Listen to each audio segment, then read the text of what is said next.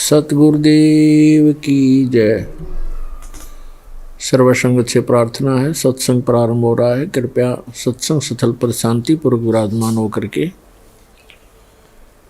श्रद्धा से सत्संग सुने। परमेश्वर की प्यारी आत्माओं से पुनर्निवेदन है, सत्संग प्रारंभ हो रहा है। कृपया सत्संग स्थल पर शांतिपूर्वक विराजमान होकर के श्रद्धा से सत्संग सुने। सत साहिब।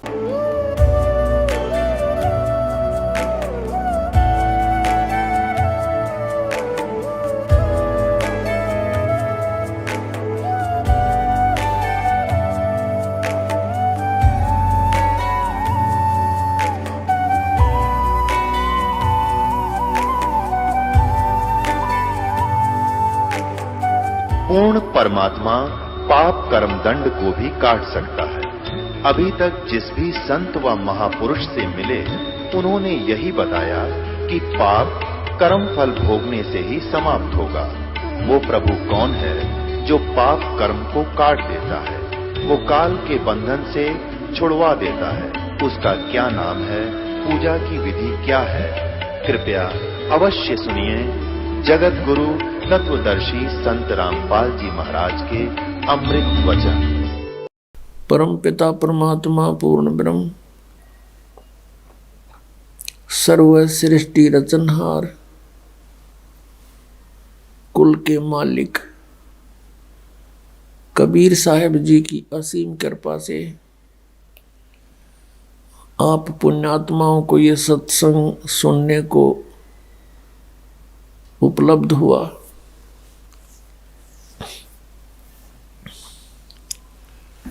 मानुष जन्म दुर्लभ है, ये मिले न बारंबार। तरवर से पत्ता टूट गिरे भाई, फिर नहीं लगता डार। परमात्मा ने हमें आके ज्ञान कराया है कि आप जी कोई मनुष्य शरीर मेरी कृपा से प्राप्त है, अन्यथा ये काल आपको मनुष्य जन्म नहीं देता। सृष्टि रचना के अंदर आप जी सुनते हो कि परमात्मा ने कहा था, इस काल भगवान को जब इसने प्रकृति को माया के साथ दुर्व्यवहार करना चाहा था और उसने इसके पेट में शरण ली थी, परमात्मा ने आके निकाला था। तब इसको एक परमात्मा ने श्राप दे दिया था, या ये समझो कि उस पवित्र लोक में जो कोई गलती ऐसी करता है उसको ये सजा मिलती कि तू 1,00,000 मानव शरीरधारी प्राणी नित्य आहार करया करेगा और 1,25,00,000 उत्पत्ति करेगा, तेरा नाम काल होगा। अब कई पुण्यात्मा ऐसा कहते हैं कि ये अगर परमात्मा ऐसा इसको वर ना देते, मानव शरीर के सूक्ष्म शरीर से गंध खाने का, तो ये हमें नहीं खाता। पुण्यात्माओं, ये तो हमारी जीव संज्ञा की सोच है। यदि परमात्मा इसको ये श्राप ना देता तो ये हमें मनुष्य शरीर भी नहीं देता, और मनुष्य शरीर के अंदर हम परमात्मा पा सकते हैं। इसने इतने ऊट पटांग जीव जंतुओं के शरीर गढ़ दिए, एक मनुष्य शरीर इस मनुष्य वाले प्राणी को भी एक और बना देता। तो ये परमात्मा कबीर साहब की असीम कृपा है। हमने जो गलती की थी उसका ये दंड वैसे तो बहुत कम है, लेकिन फिर भी दयालु है परमात्मा। उन्होंने ये ऑप्शन रख दिया कि मनुष्य शरीर इनको मिलेगा तब मैं इनके पास जाऊंगा, और ये कर्म अनुसार अपना सब कुछ यहाँ का विधान बना दिया। जैसा कर्म करेगा वैसा फल मिलेगा। तो ये यहाँ के प्रभु जितने हैं, श्री ब्रह्मा जी, विष्णु जी, शिव जी, दुर्गा, ब्रह्म और जितने भी यहाँ के जो अन्य देव हैं, ये केवल प्राणी को उसका किया हुआ जैसा कर्म है वैसा ही दे सकते हैं। यदि पाप कर्म है तो पाप भी भोगने पड़ेंगे, यदि पुण्य है तो पुण्य भी प्राप्त होंगे। फिर वो परमात्मा यहाँ आएगा। अपना यथार्थ विधान आपको बताएगा कि इन पापों का नाश भी हो सकता है, और वो अभी तक मंत्र किसी के पास नहीं था। जैसे खेती तो चौथे सतयुग से करते हुए आ रहे हैं किसान, अभी तक ये औषधि की खोज नहीं हुई थी कि फसल के अंदर जो खरपतवार उत्पन्न हो जाता है उसको ऐसी कोई औषधि नहीं थी जो उसको समाप्त कर दे और फसल सुरक्षित रह जा। अब उसकी खोज होगी। फसल में कितना ही खरपतवार हो, एक ऐसी मेडिसिन खोज कर दी है वैज्ञानिकों ने कि सिंचाई करते समय जल के अंदर उसको डाल दिया जाता है, वो सभी फसल के अंदर से पानी वाटर के साथ चली जाती है और गेहूं का कोई फसल को हानि नहीं करती, खरपतवार का नाश कर देती है, जिससे वो फसल अच्छी तरह फल फूल जाती है। इसी प्रकार परमात्मा का ये सत्य नाम जो है, सच्चा नाम 2 अक्षर का, और तीसरा सार नाम, वो तो कहना ही क्या है। ये वो औषधि है जो हमारे पापों का नाश कर देती है, पुण्य सुरक्षित रह जाती है। जब ही सतनाम हृदय धरो भयो पाप को नाश, और जैसे चिंगारी अग्नि की भाई पड़े पुराने घास, परमात्मा ने बताया कि आपके सभी पाप ऐसे नाश हो जाएंगे जिस प्रकार ढेर सारे सूखा घास पड़ा हो, चाहे हजारों क्विंटल पड़ा हो, उसमें एक माचिस की सीख जला कर लगा दे, सभी जलकर सवा हो जाते हैं, और चलती है तेज हवा आंधी, उस राख को भी कहीं की कहीं पटक देती है, तो फील्ड क्लियर हो गया। इसी प्रकार परमात्मा कहते हैं, जैसे सूरज के आगे बदरा, ऐसे कर्म छयारे, और प्रेम की पवन करे चित मंजन, फिर झलके तेज नयारे। जैसे सूर्य के सामने बादल आ जाते हैं, सूर्य उगा हुआ होते हुए भी हमें दिखाई नहीं देता। जब चलती है तेज हवा, बादलों को इधर का उधर फेंक देती है, तो हमें सूर्य साफ दिखाई देता है। इसी प्रकार अभी तक जिन्होंने परमात्मा को देखा नहीं, जाना नहीं, उन्होंने परमात्मा के विषय में अटकलबाजियां की कि वो प्रकाश ही प्रकाश है, वहाँ कुछ है नहीं। तो यहाँ परमात्मा कहते उनके सामने बादल छाए थे पाप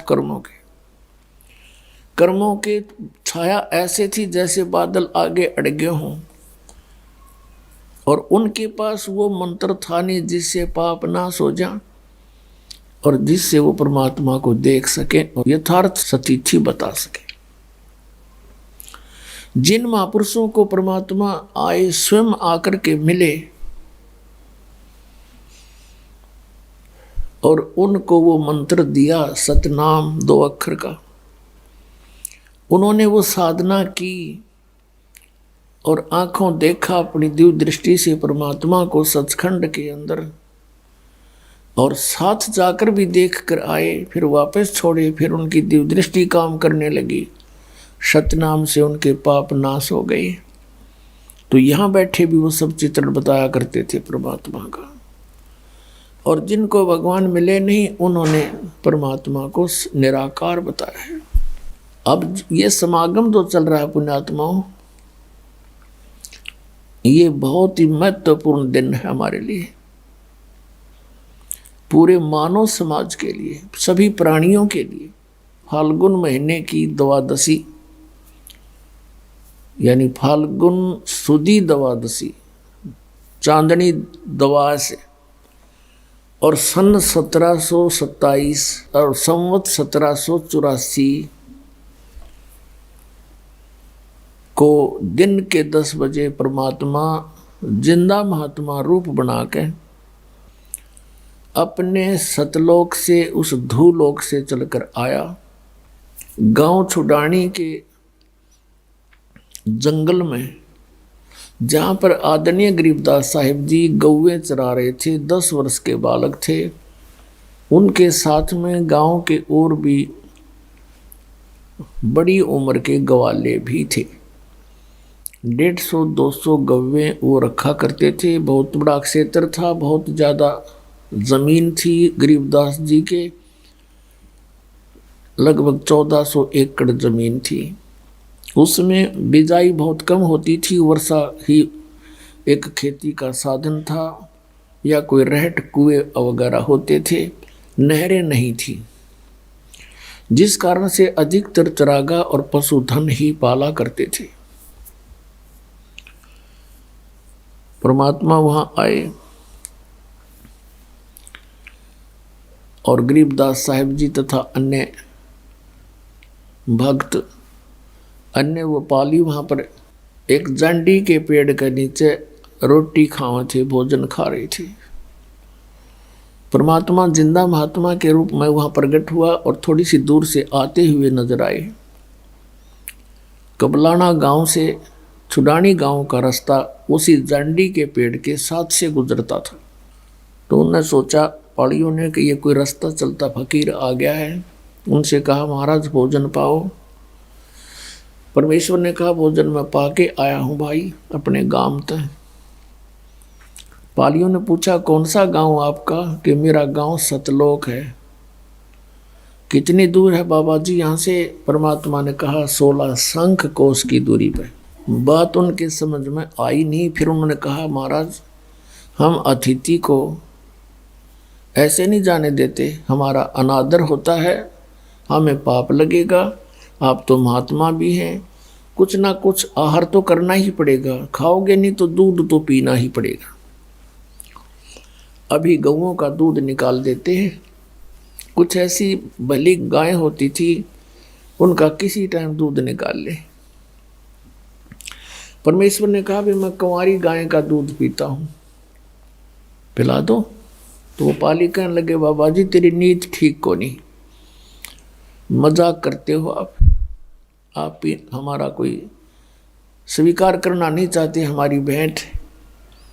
तब गरीबदास जी खड़े हुए और कहा, महाराज जी देखो कुंवारी ये बच्चिया है, इसके बच्चा नहीं हुआ है, दूध कहाँ से देगी? परमात्मा ने कहा, तुम्हारे पास कोई ऐसा पात्र हो 5-4 किलो का, वो ला।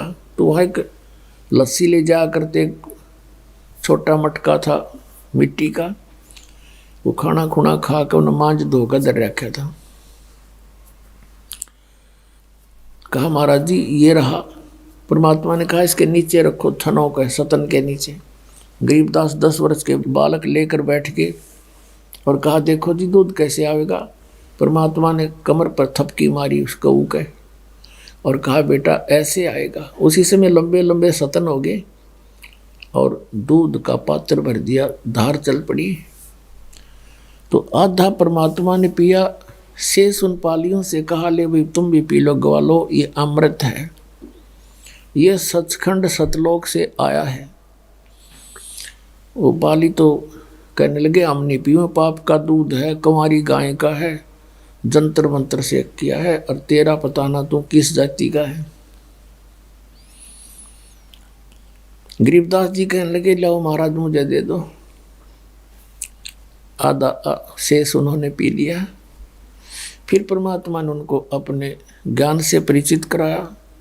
गरीबदास जी की प्रबल इच्छा हुई उस सतलोक को देखने के लिए, जहाँ जाने के बाद जीव कभी मृत्यु नहीं होती, वहाँ वृद्धावस्था नहीं होती, सदा युवा शरीर रहता है, वहाँ कोई कम नहीं, कोई दुख नहीं, सदा बाहर वृक्ष हैं, दूधों की नदियाँ बहती हैं, अमृत फल हैं वहाँ के, बच्चे को बहुत लगन होती है। परमात्मा उसकी आत्मा को लेकर, गरीबदास जी की आत्मा को, कबीर साहब सचखंड गए और वहाँ अपनी सारी स्थिति से परिचित कराया। उधर से बच्चे को मृत जान करके कुछ देर के बाद देखा पालियों ने कि ये तो बोल नहीं रहा, हिला डुला कर देख मृत पाया। गांव में भागे आए, गांव के लोग वहाँ गए, फिर आसपास के रिश्तेदार इकट्ठे किए। शाम तक तो देर तक हो गई थी, शाम के 7-8 बज गए थे। चिता पर रखकर सभा उसको अंतिम संस्कार करने की तैयारी कर दी थी। इस दौरान 8-10 घंटे परमात्मा के साथ रही प्यारी आत्मा। ऊपर के सब लोगों को देखा, भगवान कैसा है, कौन है। श्री ब्रह्मा विष्णु महेश जी की स्थिति देखी, काल को देखा, उस नरक को देखा और सतलोक को देखा। फिर वापस आए। परमात्मा ने आत्मा को तुरंत भेज दिया कि कहीं शरीर का नाश ना कर दे, करने की तैयारी ही थी। चिता के ऊपर ही आत्मा सचेत हो गई, शरीर में कंपन हुई। गरीबदास जी जिंदा होकर उठ गए। उठ करके परमात्मा की ये अमर वाणी बोलने लगे। एक बार गरीबदास साहिब जी से कहा कि भगवान, जैसे ये एक फाग का दिन, होली का दिन आता है, तो अन्य व्यक्ति कहते हैं कि आओ जी होली खेलते हैं। तो गरीबदास जी कहने लगे, भाई अब इस होली में हमारा दिल नहीं लगा, हम तो राम नाम की होली खेला करते हैं। इस होली को अब हमारी रुचि नहीं रही। जैसे नानक साहिब जी से कहा था, क्योंकि आदरणीय नानक साहिब जी को भी परमात्मा बेई नदी पर मिले थे, एक जिंदा महात्मा के रूप में, और वहां से उनको अंतर्ध्यान किया था और 3 दिन तक नानक साहिब जी को बेई नदी में डूबा मान लिया था। और फिर उनको भी इस लोक की स्थिति से और सतलोक की महिमा से और सतपुरुष की महिमा से परिचित करा के, अपने आप से परिचित करा के उनको फिर वापस भेज दिया था। तो फिर उनको भी ये लोक ऊट पटांग सा नजर आने लगा। तो नानक साहिब जी भी मायूस रहते थे। जैसे आप पढ़ते हो कि उनकी पहली उदासी माने बिल्कुल संसार से विमुख हो गए, नौकरी त्याग दी। लेकिन आदेश परमात्मा का था कि बच्चा तुम यहाँ प्रचार करो, मेरा गुणगान करो। परमात्मा चारों युग में आए हैं और कहा कि चारों युग में मेरे संत पुकारे और कूक कहा हम हेल रे, या हीरे माणिक मोती बरसे यो जग चुगता ढेल रे। परमात्मा ने कहा कबीर साहब ने कि चारों युगों में मेरे संतों ने मुझसे परिचित होकर के महिमा गुणगान किया मेरा, जनता को सच्चाई से परिचित करा, लेकिन कोई नहीं माना। हीरे माणिक मोती बरसे ये जग चुगता ढेल रे। सत्य भक्ति, सतनाम, सच्चे मंत्रों रूपी हम, सत साधना शास्त्र अनुकूल साधना रूपी, तत्व ज्ञान रूपी हम मोती बरसाते हैं, हीरे मोती बरसा रहे हैं। और ये अज्ञानता के कारण शास्त्र विधि त्याग कर मनमानी पूजा करके ये सारा मानव समाज डले इकट्ठे कर रहा, कंकर पत्थर। गीता जी अध्याय नंबर 16 के श्लोक नंबर 23 में कहा कि शास्त्र विधि को त्याग कर जो मनमाना आचरण करते हैं उनको न तो सुख होता है, न कोई सिद्धि प्राप्त होती है, और न ही उनकी गति होती है, यूजलेस। 24वें श्लोक में कहा कि इससे तेरे लिए अर्जुन कर्तव्य और अकर्तव्य की व्यवस्था में कौन सी साधना करनी चाहिए, कौन सी त्याग देनी चाहिए, इसका निर्णय सदग्रंथ ही करेंगे। उसके अतिरिक्त किसी की लोक वेद की आड़ मत लेना, किसी की लोक वेद पर आश्रित ना होकर के अपना जीवन व्यर्थ ना करना। तो नानक साहिब जी मायूस रहते थे। भक्त पूछने लगे कि महाराज आप कभी सुखी नजर नहीं आते। तब नानक साहब ने कहा कि भाई ना जाने काल की कर डारे, किस विध ढल जा पासावे। और जिना ते सिर ते मौत खुड़क दी उना नो केड़ा हासावे। इस गंदे लोक में क्या की खुशी मनावे। पुण्यात्माओं, हम बहुत सी घटनाओं को देखते हैं पर हम अनदेखा कर देते हैं क्योंकि हमें इसके विकल्प का पता नहीं। जैसे एक दिन वैसे तो बहुत सी घटनाएं घटती हैं। किसी का विवाह था और समाचार पत्र में दिखा रखा था। पहले दिन तो सारा परिवार नाच रहा, कूद रहा, डीजे बजावे, छोरे का ब्याह है। अगले दिन बारात जा रही थी। दूल्हे वाली कार एक ट्रक से टकराएगी और उसमें वो दूल्हा भी मर गया। 4-5 और उसी घर के सदस्य और बटेऊ बहनों के वह भी मर गए। अगले दिन वो हाहाकार मच रही थी, टक्कर मार मार रो रहे थे, चूड़ियां फोड़ रही थी, बाल पाड़ रहे थे। तो यहाँ किस चीज की खुशी बनावे हो? बोला जीव आंख नहीं खुलती इसकी। तो यहाँ संतों ने कहा, नानक साहब जी कहते ना जाने काल की कर डारे, किस विध डल जा पास आवे। और जिना ते सिर ते मौत खुड़क दी उना नो केड़ा हासावे। तब नानक साहब जी से पूछा कि हे महात्मा जी, क्या आप कभी प्रसन्न नहीं होते? क्या आपका कभी खुशी महसूस नहीं होती? अब नानक साहब जी सब सत्संग किया करते थे। बहुत ही कम श्रद्धालु उनके इस तत्व ज्ञान को मानने वाले थे, बहुत ही कम स्वीकार करते थे। समाज में विरोध बहुत बढ़ गया था।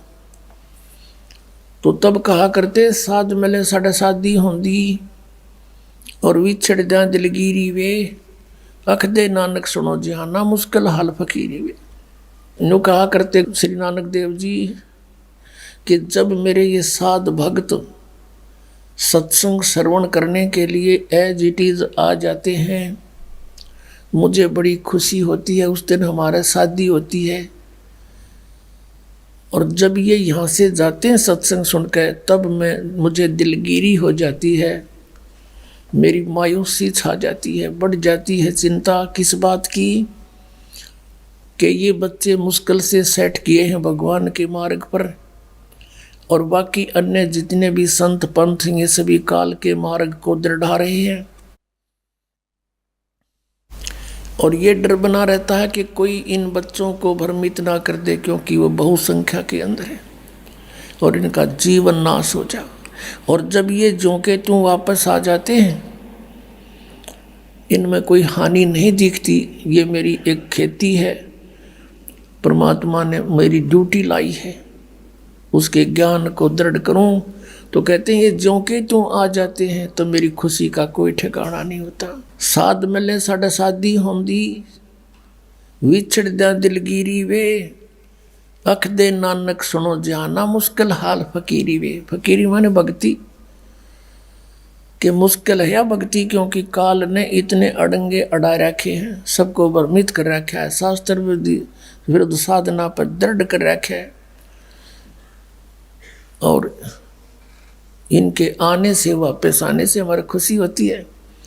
अब गरीबदास साहिब जी भी यही कह रहे थे कि भैया नकली होली यहाँ की हम नहीं खेल सकते, हम तो राम नाम की होली खेला करें। और पुण्यात्माओं, यहाँ 2 तारीख से और कल 8 तारीख तक जो समागम चल रहा है, हमारी होली ये है। 2 तारीख से होली शुरू होगी थी। रोज देसी घी का कड़ा हलवा आपके बच्चों को प्राप्त, बढ़िया आहार और अमृत वर्षा वो तत्व ज्ञान की। ये है राम नाम की होली। आत्मा भीगेगी राम के रंग में।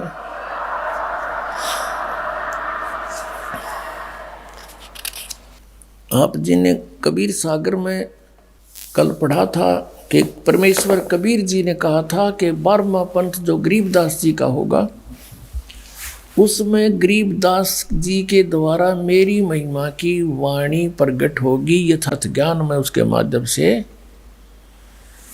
प्रकट करूंगा। गीता जी अध्याय नंबर 4 के श्लोक नंबर 32 में कहा है कि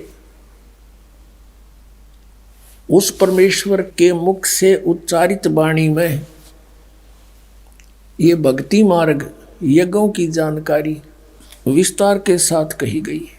वो ज्ञान है और वो परमात्मा ने खुद अपने मुख कमल से बोला है। वो सच्चिदानंद घन ब्रह्म की वाणी है, वो तत्व ज्ञान है। चौथे अध्याय के 34वें श्लोक में गीता जी में कहा कि उस ज्ञान को तू तत्वदर्शी संतों के पास जाकर समझ, वो परमात्म तत्व के जानने वाले तुझे उस तत्व ज्ञान का उपदेश करेंगे। इससे सिद्ध है कि गीता ज्ञानदाता भी कंप्लीट स्पिरिचुअल नॉलेज नहीं रखता। ऑप्शन छोड़ दिया कि उसको तो तत्वदर्शी संत बताएंगे जो पूर्ण कंप्लीट ज्ञान है। तो वो कंप्लीट ज्ञान कबीर परमेश्वर ने स्वयं अपने मुखारविंद से बोला था। कबीर वाणी, कबीर बीजक, कबीर जी की साखी, ये सब मालिक ना आकर बोली थी। कहा 33 अरब ज्ञान हम भाख्या और मूल ज्ञान हमने गुप्त ही रखा। तो उसमें बहुत विस्तार के साथ कहा है। तो वो ज्ञान फिर कबीर पंथ के व्यक्तियों ने, घुसे हुए काल के दूतों ने कबीर सागर में कुछ गड़बड़ी की तो परमात्मा ने गरीबदास जी के कंप्यूटर में डाल दिया अंतःकरण में सारा ज्ञान। फिर उन्होंने एज ए टेप रिकॉर्डर पे बोल दिया। वो वाणी आपको सुनाते हैं। क्या बताते हैं? तेरे दर्पण दाग लग्या रे, तेरे दर्पण दाग लग्या रे भैया रे, तेरे दर्पण जड़पाहन जगत ठग्या रे। अब क्या बताते थे गरीबदास साहिब जी परमात्मा से प्राप्त ज्ञान को कि उस समय छुआछात बहुत थी और ब्राह्मण वर्ग अपने आप को बहुत ज़्यादा श्रेष्ठ मानते थे। एक जाति का अभिमान चरम सीमा पर था। उस समय उनको समझाने के लिए चेष्टा की थी कि भाई परमात्मा के घर में हिंदू ब्राह्मण शूद्र ये नहीं है, ये तो कर्माधार से मानव ने अपने डिवाइड किए थे काम।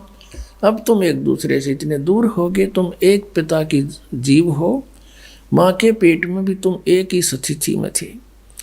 ब्राह्मण भी बाहर आया माँ के गर्भ से जब जेर में लपेट का आया था और बाहर ना कर तू ना धोगा ब्राह्मण बन गया। और ऐसे ही शूद्र आया था, ऐसे ही क्षत्रिय, ऐसे ही वैश्य आया था। तो अंतर है कर्म का। कहते ऊंच नीच इस विध है लोई और कर्म कुकर्म का हमें दोई। बुंडे कर्म करनिया, दुष्ट कर्म करनिया, चाहे ब्राह्मण है, चाहे क्षत्रिय शूद्र है, वैश्य है, वो तो नालायक आदमी है, दुष्ट है। और अच्छे काम करनिया किसी भी जाति में है, वो नेक आत्मा है। ऊंच नीच इस विध है लोई और कर्म कुकर्म कहाँ दोई। तो यहाँ क्या बताते हैं? तेरा दर्पण दाग लग्या रे भैया रे, जड़पाहन जगत ठग्या रे। इन पंडितों को जो ब्राह्मण गुरु पद पर विराजमान थे उनको कहा परमात्मा ने, संतों ने। आम जाति से कोई लिंक नहीं था इसका। जैसे मेरे दादा गुरुजी जाट जाति से थे, गांव छावला दिल्ली में, नजफगढ़ से गुड़गांवा रोड पर। तो वो 4 विषय के आचार्य हो गए, काशी विद्यापीठ पढ़ के, और पंडित चिदानंद कहलाए। पंडित चिदानंद खरखोदा के पास एक छोटा सा गांव है गोपालपुर, वहाँ आज भी आश्रम विद्यमान है। उस पर लिखा है पंडित चिदानंद आश्रम गोपालपुर। और मेरे गुरुदेव थे वो ब्राह्मण जाति से थे। गांव पैतावास बड़ा, जिला भिवानी दादरी के पास। और वो अपने आप को पंडित नहीं कहते थे, वो तो संत कहते थे। तो हमने एक परंपरागत जाति मान ली। तो जाति से यहाँ लिंक नहीं है, यहाँ केवल जो गुरु पद पर विराजमान है, जो अपने आप को वेदों और गीता के मार्गदर्शक मानते हैं और शास्त्र विरुद्ध ज्ञान देकर जनता को भ्रमित कर रहे हैं, उनके विषय में कहा है कि तुम सच्चाई से दूर होकर अन्य नियम बनाकर बैठ गए, ऊंच नीच में उलझ गए। जय तू ब्राह्मण और ब्राह्मणी जाया तो आन बाट क्यों नहीं आया। अगर तू ब्राह्मण है और तेरी माँ भी ब्राह्मणी है और सब तुम औरों को नीच समझते हो, तो तू माँ के जैसे और उत्पन्न हुए उसी तरह तू उत्पन्न हुआ है। तो कितने और का आता खोए खाए में गले कड़के जो मानते तू ब्राह्मण साहब, यानी तेरे रास्ते सारे न्यारे हैं। तो क्या बताते हैं, ते गाला कंद जनेऊ तू भूला बाट बटेऊ, तेरा दर्पण दाग लग्या रे भैया रे, जड़पाहन जगत ठग्या रे। ते घाल्या कंद जनेऊ तू भूला बाट बटेऊ, कमल तुम्हारा मुद्दा एक जननी एक दूधा, है सब हाड चाम मल गुदा, यम को ब्राह्मण कुण शूद्रा। ते भेद न जाण्या धुर का, ये सब एक चाम तन बुरका। बुरका माने कवर, ये बुरका पहरा करते देखे अपने मुसलमान के औरतें, उसको बुरका कहें, ऊपर से लेकर नीचे तीन ढकले कपड़े थे एड्डी ताई, कहते हैं यू हार्ड चाम तन बुरका, यू हार्ड चाम का बुरका पहन रहे हो, सबका एक जैसा है। ते ज्ञान न पाया गुरु का, यम कौन हिंदू कौन तुर्का, सब एक चाम मल धीरा, यम को चेला को पीरा। तुम छानो नीर और खीरा, होगा घर चौड़े हदीरा। क्या 68 तीर्थ नहाए, द्वारका में दाग दगाए, जहाँ रहते अनगिन मीना, जिन झीमर को गल दीना। बहुविध भिन्न आचारी, यो झूठा खेल जुआरी, सतनाम गरीब सहाई, गट मुझसे खा बिलाई। ओए होए, अब क्या बताते हैं कि ए पंडित जी तन गलमज ने उगाल के तू बन गया ब्राह्मण, तू तो रास्ता भूल गया, तो भूल्या बाट बटेऊ। बटेऊ होता है राह चलता, यानी जो बाट चल रहा है, यानी भक्ति मार्ग को तू भूल गया, दूसरी दिशा पकड़ गया, शास्त्र विधि त्याग के मनमाना आचरण कर रहा है, जिस कारण से तेरी विधि भक्ति की खराब होगी, तेरा जीवन व्यर्थ हो रहा है। क्या बताते हैं कि तूने ये कमल तुम्हारा मुद्दा, एक जननी एक दूधा, यानी सभी जीव मनुष्य जितने हैं एक ही उनकी माँ, ऐसी ही माता है, ऐसे ही पिता है, और ऐसा ही दूध सब पी रहे हैं। फिर क्या बताया है कि यो कमल तुम्हारा मुद्दा, तेरे दर्पण दाग लगा रे, तेरे अंतःकरण में मैल लाग गया, तुझे तत्व ज्ञान नहीं, जिस कारण से भ्रमित होकर के तू मानव के अंदर भी अंतर मान रहे हो, और उस अंतर को भी नहीं मानना आता तुमने, तुम केवल जाति और मजहब से ही डिफरेंशिएट करते हो। यहाँ बताते हैं, ये कहते हैं कमल तुम्हारा मुद्दा, हमारे शरीर में कमल बने हैं, मूल कमल, फिर स्वाद कमल, नाभि कमल, हृदय कमल, और ये कंठ कमल, फिर त्रिकुटी कमल, सहस्रार कमल। इनमें क्या बताया है कि तुम्हारी साधना ठीक ना होने से तुम्हारे कमल जितने हैं वो मुरझाए पड़े हैं, मुद्दे हो रहे हैं, उल्टे हो रहे हैं। न्यू अपने आत्मा हमारे कमल जो है सबके, जब तक यह सत भक्ति सतनाम और ये मंत्र आपको देते हैं, प्रथम मंत्र नहीं मिलता, तब तक सबके कमल सुकड़ी पड़ी अंतड़ियाँ, अंदर छोटी छोटी सी अंतड़ी होती, छोटी छोटी पत्ती सी, जैसे कमल के फूल की पत्ती होती है, इस प्रकार की छोटी छोटी पत्ती सी होती है आत्ता की, और वो बगैर भक्ति के ऐसे सुकड़ जाती हैं इकट्ठा, जैसे फूल खिलता नहीं तो बंद होती है, डोडी टाइप सी। और जब ये सत भक्ति स्टार्ट होती है, प्रथम मंत्र आपको देते हैं, तो आपके कमलों में जैसे हवा भरा कर ब्लेडर में न्यो हवा भरती चली जाती है, और फिर वो धीरे धीरे धीरे धीरे ऐसे करके ऐसे खिल जाते हैं। परमात्मा कहते तुमने देखा कि तुम्हारे कमल तो मुद्दे पड़े हैं क्योंकि भक्ति ठीक है नहीं। तुम ये राग द्वेष इकट्ठे करोगे और तुम्हारे अंदर भरा के हैं। मुसलमान का हम बड़े, हिंदू का हम स्वच्छ। परमात्मा कहते हैं जीव हमारी जाति है, मानव धर्म हमारा। हिंदू मुस्लिम सिख ईसाई कोई धर्म नहीं है न्यारा। तो क्या बताते हैं कि कमल तुम्हारा मुद्दा, इसलिए तुम सच्चाई को पकड़ नहीं पाते। परमात्मा ने मुसलमानों को भी समझाया है। कबीर साहब जी ने क्या कहा कि वही मोहम्मद, वही महादेव और वही आदम, वही ब्रह्मा। दास गरीब दूसरा कौन है, देख अपने घर में। हजरत मोहम्मद जो है भगवान शंकर के लोक से आया हुआ एक पुण्यात्मा प्राणी था। स्वर्ग के उनका गण था, वहाँ से उसकी जब समय समाप्त हो जाता पूंजी पुनों का, फिर उसको एक मनुष्य जन्म पृथ्वी पर मिलता है। और वहाँ आकर के फिर इनको फरिश्तों ने आकर के ज्ञान दिया। फिर कहते हैं वही मोहम्मद, वही महादेव और वही आदम, वही ब्रह्मा। और आदम जी जो आए थे वो ब्रह्मा के लोक से आए हुए पुण्य प्राणी थे। कहते तुम अगर देखना चाहो तो अपने कमल खोलो, उनमें देखो, फिर पता लग जा, थारा झंझटा मिट जा। ये आदम जो है वही ब्रह्मा के लोक से आया हुआ था और यहाँ अपनी कमाई जो इसने की वह बर्बाद करी और फिर पितर लोक में पहुंच गया, वहाँ विराजमान है।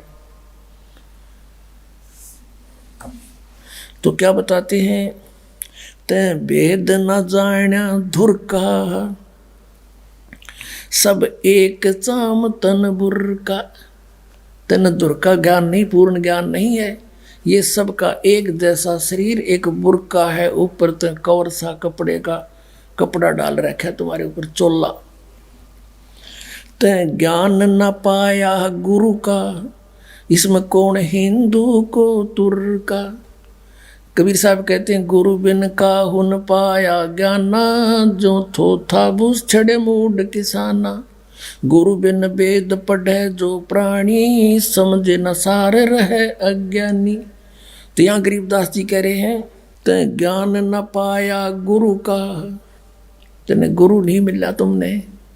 यम कौन हिंदू कौन तुर्क का, इनमें कौन हिंदू कौन तुर्क है। एक परमात्मा के बच्चे सारे तुम यार एक दूसरे ने लाठी ठाए खड़े हैं।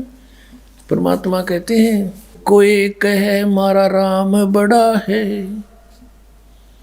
कोई कहे मारा राम बड़ा है, कोई कहे खुदाई रे, कोई कहे ईसा मसीह बड़ा है। ये बाटा रहे लगाई रे, कोई कहे हमारा राम बड़ा है। बिना ज्ञान के बाटे बैठे हैं और परमात्मा ते एक कहे हो, बड़ा न छोटा, वही है जो कुछ है। सतपुरुष पूर्ण ब्रह्म कबीर साहिब। तुम छानो नीर और खीरा, होगा घर चौड़ हदीरा। क्या 68 तीर्थ नहाए, द्वारका में दाग दगाए।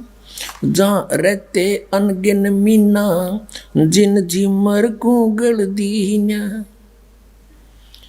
तुम कहते हो कि स्नान करने जाते हो, तीर्थों में जाते हो, द्वारका में, मथुरा में और जगह, गोमती गोदावरी, कहते उन तीर्थों में तुम नहाने जाते हो और वहाँ पर मछलियाँ रहती हैं और वो ना पार हुई उन तंजीमर पकड़ के ले जा काट दो ना 2 मिनट में। बताओ, तुमसे पहले तो वो वहीं ना थी विद्वान, तुम्हारी पर भी लगने पहले भी वो जीव जंतु उसमें थे, वो तो आपसे पहले पार हो जाने चाहिए थे। तो यहाँ बताते हैं तुम छानो नीर और खीरा, होगा घर चौड़े हदीरा। तुम नीर खीर को यानी दूध पानी को छानो, तत्व ज्ञान को पहचानो, कौन सी भक्ति करनी है कौन सी नहीं करनी है, और फिर आगे कदम बढ़ाओ। अब ऐसे कोई इधर भाग रहा है, कोई इधर भाग रहा है। अब जैसे आना है बरवाला हरियाणा हिसार में, और दिल्ली से कोई जा रहा है मथुरा को, कोई जा रहा है जयपुर को, कोई जा रहा है मेरठ को, और सभी कहते हैं कहाँ जा रहे हो? बरवाला जा रहे हैं। अरे बरवाला का तो रास्ता भी ना पकड़ा तुमने। कहने का भाव ये है कि हम सभी मोक्ष चाहते हैं, और मोक्ष मार्ग किसी का भी नहीं, इस पृथ्वी पर नहीं, 21 ब्रह्मांड में नहीं किसी के पास। तो पुण्यात्मा, ये बातें प्रथम बार कोई सुनता है तो ऐसा लगता है जैसे ये दास के बारे में कि बड़ा अभिमानी आदमी। तो अभिमानी नहीं, यो दास ज्ञानी हो गया और तत्व ज्ञान से परिचित हो गया, और जिस कारण से ढोल के डंके पर कहता है कि इस पृथ्वी पर किसी के पास मोक्ष मार्ग नहीं। वो तो मेरे सामने आ जाओ और बात करो, चर्चा करो सामने।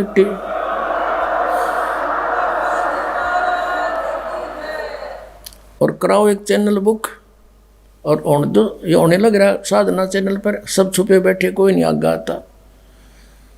नहीं आओगा जनता तो समझदार है, पता लगेगा कि क्यों छुपे बैठे हैं। इतना कुछ कह रहा है ये दास और कोई नहीं बोलता।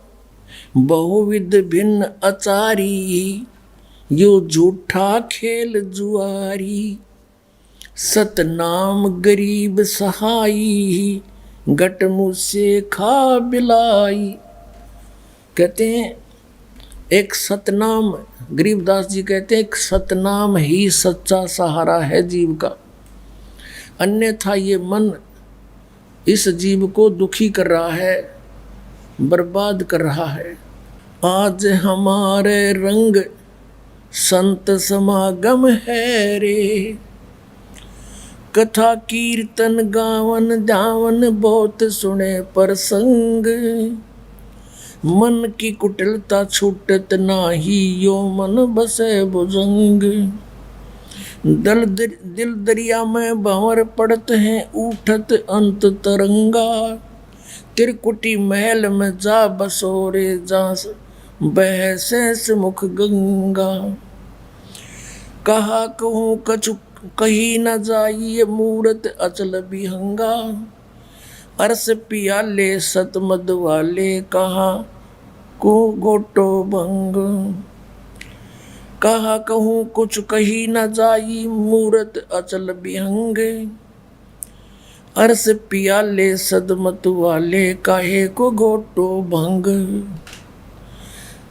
दास गरीब मिटे सब झगड़ा, भाई करो साध सतसंग, गरीब दास मिटे सब झगड़ा, करो साध सतसंग। अब क्या बताते हैं? भेड़ पूछ को पंडित पकड़े, ये भादो नदी बिहंगा, गरीब दास व भव जल डूबे, जहाँ नहीं साध सतसंग। क्या बताते हैं कि कबीर साहब कहते हैं कि कबीर इस संसार को समझाऊं कै बार, ये पूछ पकड़ के भेड़ की और उतरा चाव पार। पुणात्माओं, जब आप इस तत्व ज्ञान से परिचित हो जाओगे, कलेजे में कारण पूरी चोट लगेगी आपके कि कहाँ छुपा था ये अमृत ज्ञान। हम परमात्मा ने लिखा अपनी वाणी में कि ये बुरा के स्थान पे रे ही खा रहे हैं। तत्व ज्ञान के अभाव से ये कोरी बकवाद सुने, दो लोग वेद दंत कथा सुनाई जा रही है भोली आत्माओं को। अब इस एक सेंटेंस को, परमात्मा के अमर वाणी को आपके समक्ष सरलार्थ करने के लिए बहुत सारे प्रमाण उपस्थित करने पड़ेंगे। क्या बताया है कि कबीर इस संसार ने समझाऊं कै बार, ये पूछ पकड़ रे भेड़ की रुतरा चाव पारे। उसी वही वाणी जो कि तू उनसे प्राप्त गरीबदास जी ने जो कहा तू उसी तरह भावार्थ कहा है कि भेड़ पूछ को पंडित पकड़े, ये भादो नदी बिहंगा, गरीबदास व भाव जल डूबे, जहाँ नहीं साध सत्संगा। भादुए के अंदर बहुत ज़्यादा वर्षा हुआ करती है, और इतनी वर्षा हो जाती है कि सभी छोटी नाली नदी बहुत भर के उमड़ के ओवरफ्लो हो के किनारों के ऊपर के भी बह के चलती है।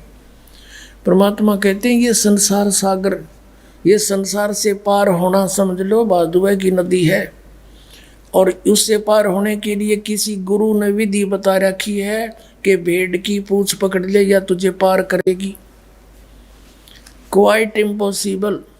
बिल्कुल असंभव, वो क्रियाएं आपको दे रखी है इन नकली गुरुओं ने।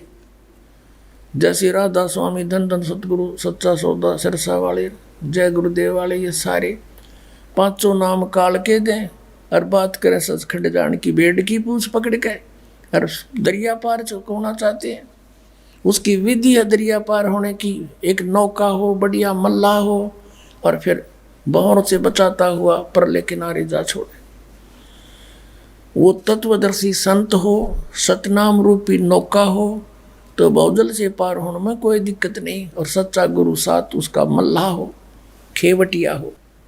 सूरत नृत से जीना वो कैसे नजर आवे, पट्टन घाट परम पद पैड़ी उतरेंगे परवीना। पट्टन घाट परम पद पैड़ी उतरेंगे परवीना। शब्द मोहोदित गर्जत है रे दिल दरिया दुर्बीना। पाक मोहब्बत ला पुरुष से साफ करो तन सीना। कुंभक रेचक राम रसायन उल्टी पवन चढ़ीना। अर्थ धर्म और काम मोक्ष हो कारज सकल सरीना। जन्म जौहरी के घर पाया परख लाल दुर्बीना। तीन लोक का राज दिया तो सुरपति कहा कमीना। गर्व गुमान दूर कर बोरे ये तो बात भली ना। आदीनी की राह पकड़ ले होए रहो सबसे ही ना। बड़े बड़ों तो मूल गंवाया छोटे बड़े करीना। काम देनु काया के माही अमृत दू कर पीना। तन के जोगी और मन के भोगी इंद्री नहीं कसीना। सुरत नृत दरबार हंसनी मैलो नहीं दसीना। जय सिर जाय सिरड नहीं दीजय यो पद अजर जरीना। सतगुर सार वस्तु बतलावे और पारस लो घसीना। दर्द बंद दरवेश समझे मूर्ख कहाँ कलीना। जिनको का दीदार जिनको तो दीदार कहाँ जो आत्म बिरह जरीना। रोम रोम द्वारा देही जैसे अंग पसीना। ऐसे ररंकार रट बोरे ओ हम सुमरीना। मान सरोवर के जल रहावो ये छाड़ो मकर महीना। गरीब दास ब्रह्मा विष्णु खवासी करें गरीब दास के दीदा। अब कितना क्लियर कर दिया परमात्मा ने कि ये तो मंत्र सतनाम भाई, इसके भक्ति बिना कति सरीना सरय नहीं, इसका सुमरीना। और कहते हैं उस सतपुरुष के घर पर ये ब्रह्मा विष्णु करें चाकरी नौकर गरीबदास कह दी ना। हमने कह दी साची बात। गगन मंडल में गुमट है रंग होरी हो। जहाँ श्वेत ध्वजा फर्राही राम रंग होरी हो। आदरणीय गरीबदास साहिब जी बताते हैं हम कौन सी होली खेलते हैं भाई। गगन मंडल में गुमट है रंग होरी हो। जहाँ श्वेत ध्वजा फर्रावे राम रंग होरी हो। सतलोक में अरसकुर पर श्वेत गुमट है जहाँ सतगुरु का डेरा। जैसे आपने ऋग्वेद मंडल नंबर 9 सूक्त 96 के मंत्र 18 में आपको दिखाया कि वो परमात्मा उस तीसरे मुक्ति धाम सतलोक में रहता है और वहाँ एक बहुत सुंदर सफ़ेद गुम्मट के अंदर गुम्बज उसमें रहता है, बहुत बड़े गुम्बज में। उसका यही आप गरीबदास जी कह रहे हैं गुम्मट। गगन मंडल में गुम्मट है रंग होरी हो। जहाँ श्वेत ध्वजा फर्रावे राम रंग होरी हो। उसके ऊपर सफेद ध्वजा परमात्मा का झंडा फहरा रहा है। बुद्धि बाणी से अगम है रंग होरी हो। सुरत नृत जहाँ लावे राम रंग होरी हो। अब चले हैं नीचे से सभी शरीर के बताने लगे हैं। नाभि कमल ब्रह्मा भय रंग होरी हो, ये सर्जे विष्णु महेश राम रंग होरी हो। त्रिगुण माया बिस्तरी रंग होरी हो, और सकल परवेश राम रंग होरी हो। चंद सूरज पानी पवन रंग होरी हो, कच्छ मच्छ कूरम्ब राम रंग होरी हो। ओम मंत्र आदि है रंग होरी हो, ये रचे सकल आरंभ राम रंग होरी हो। तीन गुणन पर तखत है रंग होरी हो, पांच तत्व पर काश राम रंग होरी हो। सुर नर मुनि जन देवता रंग होरी हो, सावतरी और गौरी राम रंग होरी हो। लक्ष्मी विष्णु के संग है रंग होरी हो, कमलापति में बवर राम रंग होरी हो। किन्नर भूत पिशाच है रंग होरी हो, दान्य अंत अपार राम रंग होरी हो। राक्षस का रासा कहूँ रंग होरी हो, रचे सकल परिवार राम रंग होरी हो। गण गंधर्व ज्ञानी गुनी रंग होरी हो, चतुर्मूड अनंत राम रंग होरी हो। ओम नाद अगाध है रंग होरी हो, अजब नवेला कंत राम रंग होरी हो। लख 84 जाति है रंग होरी हो, ये चार खानी के जीव राम रंग होरी हो। अंड्रज जेरज उद बुदा रंग होरी हो, श्वेत खान रचि पीवे राम रंग होरी हो। अब क्या बता रहे हैं गरीबदास साहिब जी कि ये सभी राम नाम की होरी यानी भगवान को पाने की ट्राई कर रहे हैं। सावित्री, ब्रह्मा, विष्णु, कृष्ण जी, शंकर भगवान और सभी देवता ये सभी मालिक को चाह रहे हैं, पर इनको रास्ता ठीक मिला नहीं।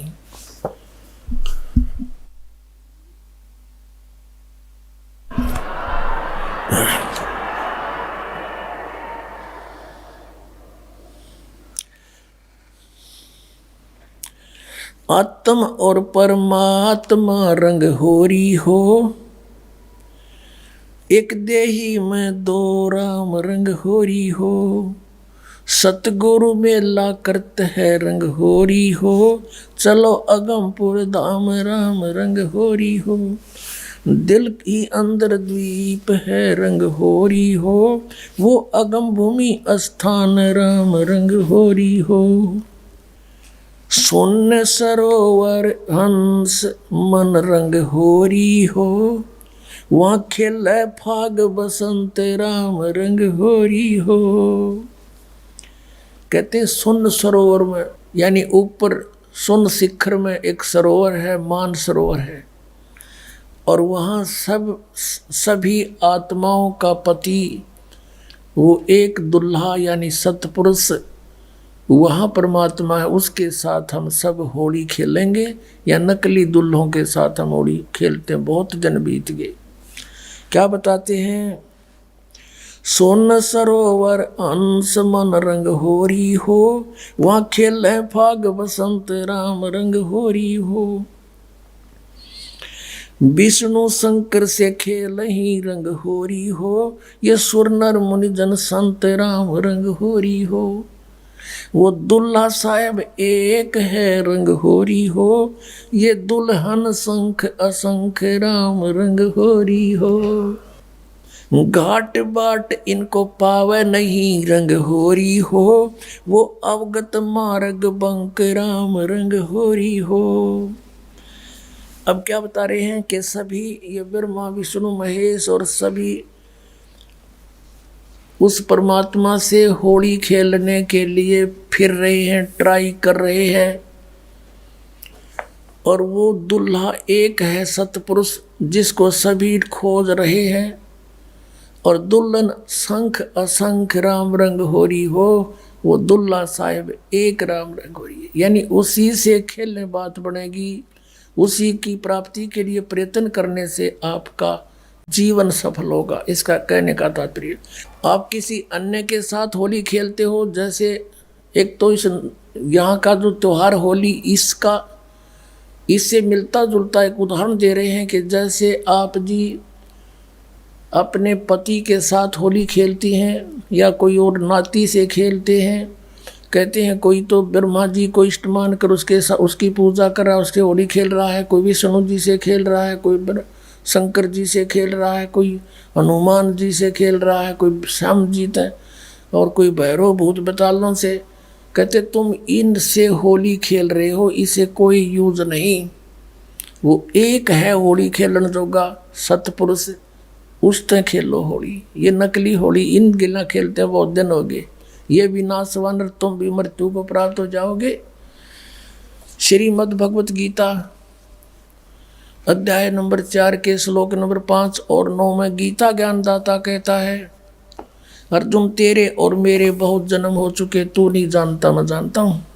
फिर गीता जी अध्याय नंबर 2 के श्लोक 12 में कहा कि अर्जुन तू ये मत समझे कि तू और मैं और ये सभी राजा पहले ना जन्मे थे या आगे जन्म नहीं होगा। अर्थात तू और मैं और ये सभी सैनिक पहले भी जन्मे थे, आगे भी जन्म होगा। 10वें अध्याय के दूसरे श्लोक में गीता में कहा गीता ज्ञानदाता ने कि मेरी उत्पत्ति को न ये देवता जानते न ऋषि जानते, क्योंकि ये मुझसे उत्पन्न हुए हैं। तो पिता की उत्पत्ति को संतान नहीं जान सकती, दादाजी बताया करता है। तो इस काल की उत्पत्ति परमात्मा कबीर परमेश्वर जो सबका बाबा सबका दादा सबका जनक है, उसने आके बताया कि इसका भी जन्म होता है। तो ये खुद कहता है 18वें अध्याय के 62वें श्लोक में कि अर्जुन तो सर्वभाव से उसकी शरण में जाओ, उस परमेश्वर की शरण में जाओ, उसकी कृपा से तो परम शांति को और सनातन परम धाम को प्राप्त होगा। अब उस दुल्हे की ऊपर सतलोक में साकार परमेश्वर की गरीबदास जी आंखों देखा क्या बता रहे हैं। सवेत गुमट सिर सेरा रंग होरी हो, सफेद गुमट और सिर पर सेरा, जैसे दुल्ला का शेरे हुआ करें, मुकुट है मालिक का। सवेत गुमट सिर सेरा रंग होरी हो, और झलक किरण अनंत राम रंग होरी हो। सोन सलैली सैल है रंग होरी हो, पावन अटक पपील राम रंग होरी हो। कौन जुगत से पाई ये रंग होरी हो, सतगुरु के उपदेश राम रंग होरी हो। अब कहा कि कैसे उसको प्राप्त करें, कौन युगत से कौन साधना से उसको पावें, क्या युक्ति है उसके पाने की। उत्तर भी आप ही दे दिया कि सतगुरु कहे उपदेश राम रंग होरी हो, कि सतगुरु मिले और फिर वो आपको उपदेश दे। पुण्यात्मा ये अभिमान ना समझना, यथार्थ ज्ञान जानना कि इस पृथ्वी पर सतगुरु नहीं इस दास के अतिरिक्त, और सतगुरु बिना मोक्ष नहीं। अब ये झूठे गुरु भी हैं और ये अपने आप को सतगुरु भी कहलाते हैं। तो सतगुरु के कहने से, फीत लगाने से सतगुरु नहीं होते। जैसे कबीर परमेश्वर कहते हैं, खरना हो के हरि कब हो, सिंह की खाल उड़ाए। यदि गधे ने शेर की खाल उड़ा दे, वो शेर नहीं बन सकता, शेर जैसा जरूर दिखाई देता है। एक कुम्हार शरारती सा था, उसने किता एक शेर मरा पा गया, उसकी खाल उतार ली, अपने गधे पर डाल दे और खेतों में छोड़ दे। खेतों में रखवाले रहते थे फसल के। वह चांदनी रात में उन्हें देखा कि वही कौन आ गया। पहले से सोचा कोई पशु आ गया, चल लठ लेकर गए। इतनी दूर से देखा चांदनी में शेर है भाई, सारे ने डांक ठोक दी, भाग गए गाँव में। अब वो छक्के खा के खेती अपने सामने, वो सुबह सुबह वक्त से कुमार फिर आके ले जाए उसने। ऐसे कई दिन बीत गए, बहुत सा नुकसान भी हो गया।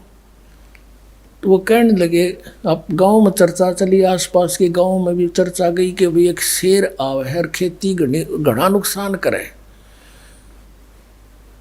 और तो एक कुम्हार ने सुन ली, उसने सोचा भाई शेर खेती तो नहीं खा सकता, फसल तो खाता ही नहीं वो। फिर वो समझ गया कोई कुम्हार की जालसाजी है। उसने कहा भाई उस शेर को की पहचान तो मैं करवा दूंगा। तो गांव वाले बोले भाई कैसे, कि मेरे साथ चलो। बुरख वाले बोले ना भाई, रात के समय हम नहीं जाओ।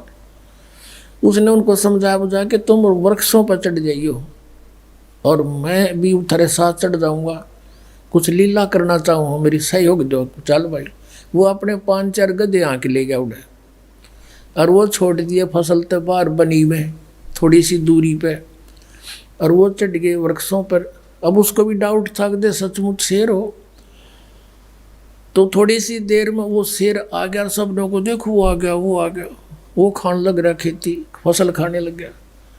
अब थोड़ी सी देर में वो गधे जो थे उन्होंने बड़े सुर अपने लागे हर हर कर हो। तो उधर से वो शेर का भी उठी कोकू कोकू की ही, वो भी ला गया वहाँ से होचू करता हो उड़े आ गया। और वह खाल खोल उतर गई पड़ गई कितना हो, उड़े भाईचारा में आगे खड़ा हो गया।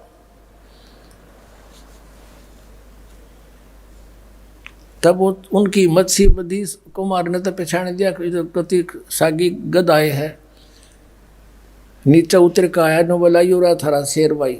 फिर वो जिस कुमार का गधा था उसको फिर पंचायत ने दंड लगाया, बेतने या के सोची नालायक, कितना नुकसान कर दिया, तू ले लेता थोड़ा बहुत तोड़ा इसकी खातर, भूस ले लेता हमारे से चारा।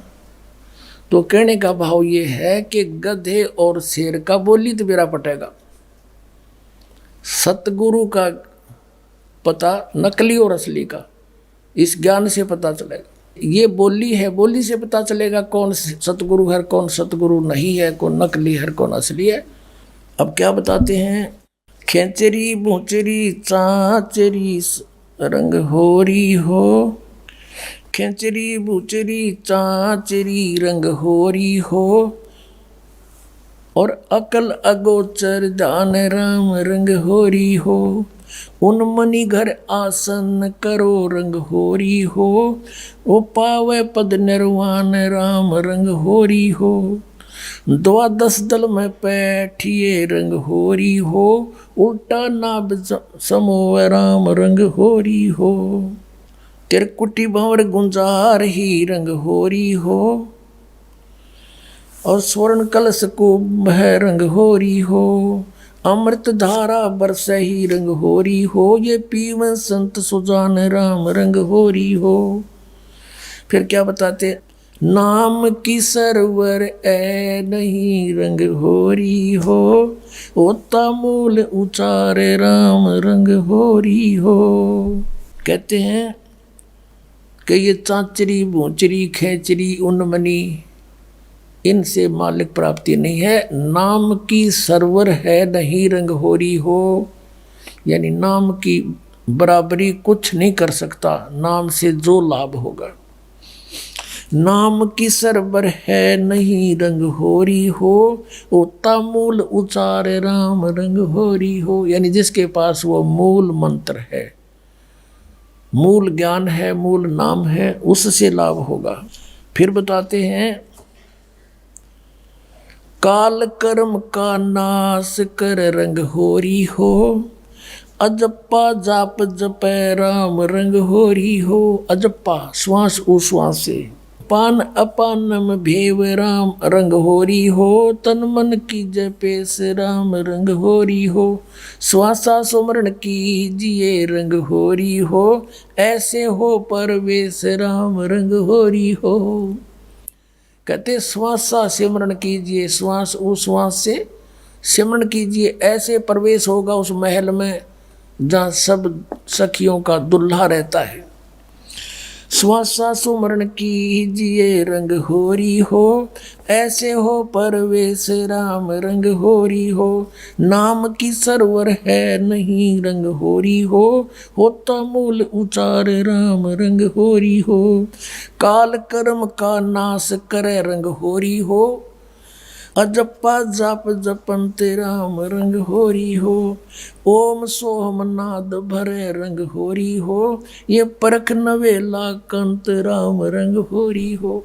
ये सतनाम बताया है कि इससे उस नाम के द्वारा श्वास उश्वास के सिमरण जप्पा जाप से उस सतलोक में जाया जाएगा।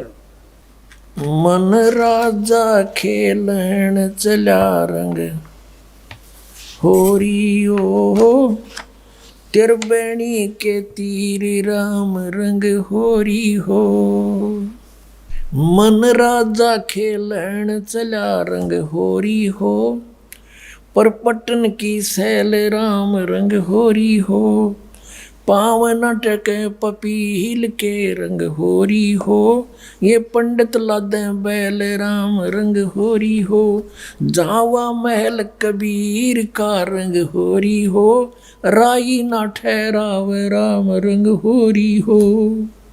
चार वेद पंडित पढ़ा रंग होरी हो, ये 52 अक्षर लेख राम रंग होरी हो, वो अक्षर याम नहीं रंग होरी हो, वो रहे सतलोक में राम राम रंग होरी हो। इसमें क्या बताया है कि इन तुम चारों वेदों में वो मंत्र नहीं है जिससे परमात्मा मिले। कबीर साहब कहते हैं वेद हमारा भेद है, मैं ना वेदन के माही, और जौन वेद से मैं मिलूँ ये वेद जानते नहीं। वो वेद कौन सा है? सूक्ष्म वेद, उसमें परमात्मा के पाने का विधान सतनाम लिखा है क्लियर। इन वेदों में वो सतनाम नहीं है। परमात्मा कहते हैं सो हम शब्द हम जग में लाए, और सार शब्द हमने फिर भी गुप्त छिपाए। कागज कलम कलेस है रंग होरी हो, वहाँ शाही का नहीं काम राम रंग होरी हो, तारंग मंत्र ली जिए रंग होरी हो। तारंग मंत्र पार करने वाला मंत्र ले ले, कौन सा? तारंग मंत्र ली जियो रंग होरी हो, यो सतनाम का नाद राम रंग होरी हो, वो सुकृत नाम उचार है रंग होरी हो, वो लीला अगम अगाध राम रंग होरी हो, सोहम ऊपर और है रंग होरी हो, सत सुकृत एक नाम राम रंग होरी हो। कहते हैं सोहम से ऊपर भी एक और नाम है जिससे मोक्ष होगा। ओम सोहम मध्य है रंग होरी हो, वो मूल मंत्र पावे राम रंग होरी हो। कहते इन मंत्रों से भी अलग वो एक और सार नाम है, मूल मंत्र है, वो नहीं मिलाते, ये भी यूजलेस है। ओम आनंदी लहर है रंग होरी हो, ये सोहम मुक्ता संद राम रंग होरी हो। अपनात्मा ये है सूक्ष्म वेद, जो इस चारों वेदों से भी जटिल ज्ञान है। हर सिंपल लैंग्वेज में ज्ञान का और लैंग्वेज का कोई मेल नहीं होता। वही ज्ञान किसी भी लैंग्वेज में हो, पर उस ज्ञान के का जानकार तत्वदर्शी संत हो, वो सब साफ कर देता है, समझ लेता है। यहाँ कहा है कि जो ओम मंत्र है, जैसे श्रीमद् भगवद गीता अध्याय नंबर 8 के श्लोक 13 में गीता ज्ञानदाता कहता है कि अर्जुन ओम इति एकाक्षरम ब्रह्म व्यवहारण मामनुसमन्वय पर्याति तजन देहम सयाति परमाम गतिम। मुझ ब्रह्म का केवल एक अक्षर ओम है, नथिंग एल्स। और जो इसका अंतिम सांस तक सिमरन करता हुआ शरीर छोड़कर जाता है तो परम गति को प्राप्त होता है। कौन सी परम गति? जो ओम से होने वाली परम गति है। ओम से कौन सी परम गति होगी? ब्रह्मलोक प्राप्ति होगा। ये ब्रह्म का जाप है। और ब्रह्मलोक में गए हुए प्राणी भी पुनर्वर्ती में है, जन्म मृत्यु होता है, ये पूर्ण मोक्ष नहीं होता। फिर ये कहता है कि तू सर्वभाव से 18वें अध्याय के 62वें श्लोक में कि तू सर्वभाव से उस परमेश्वर की शरण में जा, उसकी कृपा से परम शांति को, सनातन परम धाम को प्राप्त होगा। अपने विषय में कहता अर्जुन तेरे और मेरे बहुत जन्म हो चुके, तू नहीं जानता मैं जानता हूँ। चौथे अध्याय के 5वें और 9वें श्लोक में, गीता जी अध्याय नंबर 2 के 12 में, गीता अध्याय नंबर 10 के 2 में। और फिर 15वें अध्याय के 1 से 4 का निष्कर्ष है कि उल्टे लटके हुए संसार रूपी वृक्ष है ये, इसके सभी विभाग जो बता देगा वो तत्वदर्शी संत है। उसके पश्चात परमेश्वर के उस परम पद की खोज करनी चाहिए, जहाँ जाने के बाद साधक फिर लौटकर कभी संसार में नहीं आते, उनका पूर्ण मोक्ष हो जाता है। फिर बताया है गीता जी अध्याय नंबर 17 के श्लोक नंबर 23 में उस परमेश्वर के पाने का, सच्चिदानंद घन ब्रह्म के पाने का मंत्र बताया है, ओम तत्सत इति निर्देश ब्रह्मण त्रिविध समर्थ।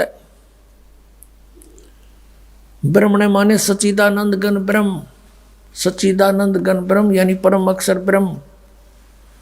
7वें अध्याय के 29वें श्लोक में गीता ज्ञानदाता कहता है कि अर्जुन उस तत्परम से परिचित, सारे अध्यात्म ज्ञान से परिचित, सब कर्मों से परिचित प्राणी साधक केवल जरा और मरण से छूटने का ही प्रयत्न करता है।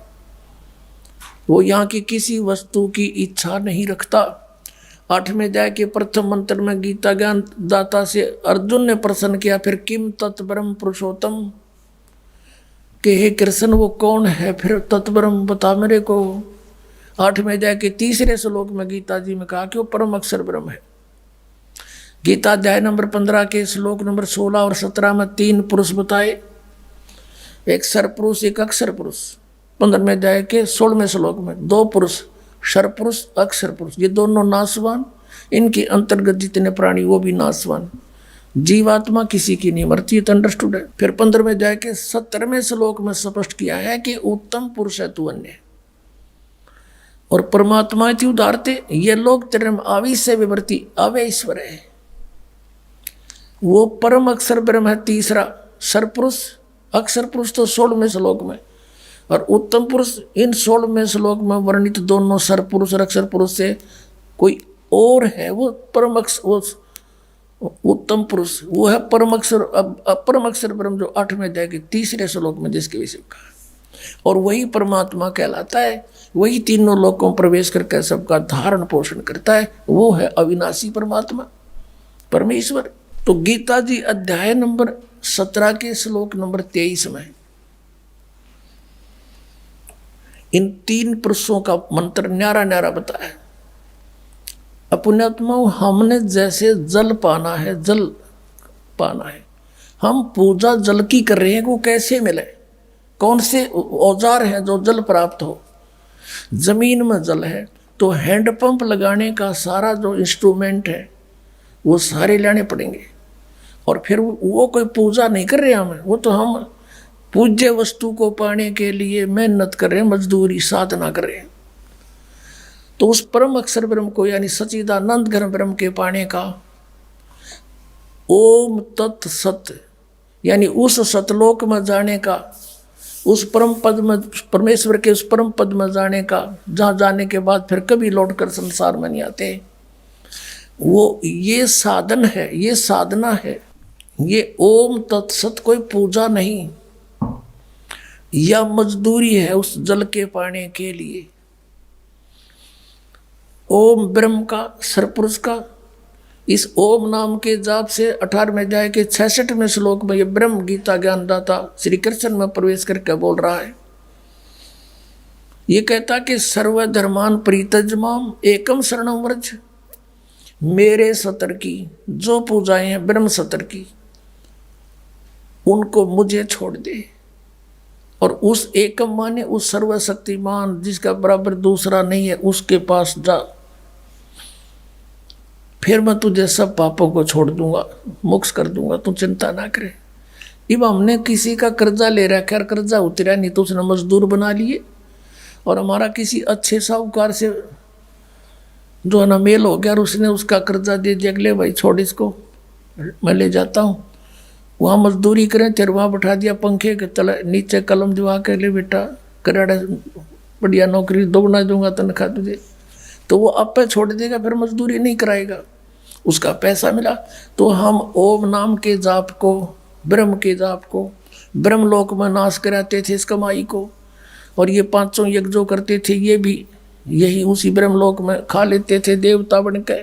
तो अब हम इस ओम इन मंत्रों के प्रतिफल में कुछ नहीं लेंगे, इसकी पूंजी नो की नो दे देंगे। अक पकड़े अपनी तो छोड़ मारा पीछा। 18वें अध्याय के 66वें श्लोक का ये अर्थ है कि गीता ज्ञानदाता कहता है कि मेरे सतर की सभी धार्मिक पूजाएं सर्वधर्मान प्रीतज माम एकम शरणम व्रज। मेरे सतर की सब पूजा मुझे छोड़ दे, उस एक जिसके बराबर दूसरा नहीं, उस परम अक्षर ब्रह्म की शरण मत जा। अरे इन्होंने व्रज माने आना कर रखा सारे अनाड़िया ने, किसी ने कख का पता नहीं था, सारा सदग्रंथों का अनर्स कर डाला, भोली जनता को गुमराह कर दिया। और इंग्लिश वर्ड का अर्थ गो हो कोई, उसका अर्थ कोई कम कर दे, आना कर दे। कितनी बुद्धिमता करी उसने। वर्ज माने जैसे गो माने जाना होता है, इंग्लिश वर्ड है, और उसका किसी सेंटेंस को ना समझ के अनुवाद करता, उसका अर्थ आना करता है, तो वो महामूर्ख है। किसी भी सर्कमस्टांस में गो बीन कम आना नहीं हो सकता। अरे न कर रखा, या थोड़ी सी एक झलक दिखानी पड़ेगी। अब पता चलेगा ज्ञानी और अज्ञानी का, सतगुरु और झूठे नकली और सच्चे सतगुरु का। ये है श्रीमद् भगवत गीता। गीता प्रेस गोरखपुर से प्रकाशित, अनुवाद करता है जय दयाल गोविंद का। अब हम आपको श्रीमद् भगवत गीता अध्याय नंबर 18 का श्लोक 62 दिखाएंगे। गीता अध्याय नंबर 18 श्लोक नंबर 62 में क्या कहा है कि हे भारत, सब प्रकार से उस परमेश्वर की शरण में जा, उस परमात्मा की कृपा से ही तू परम शांति को और सनातन परम धाम को प्राप्त होगा। अब यहाँ तो ये लिख गए गच्छ माने जा, इसका सब नबेरा था गच्छ माने जाना, तो नहीं छुपा सके। आगे देखो अध्याय नंबर 18 का और श्लोक नंबर 66 देखते हैं।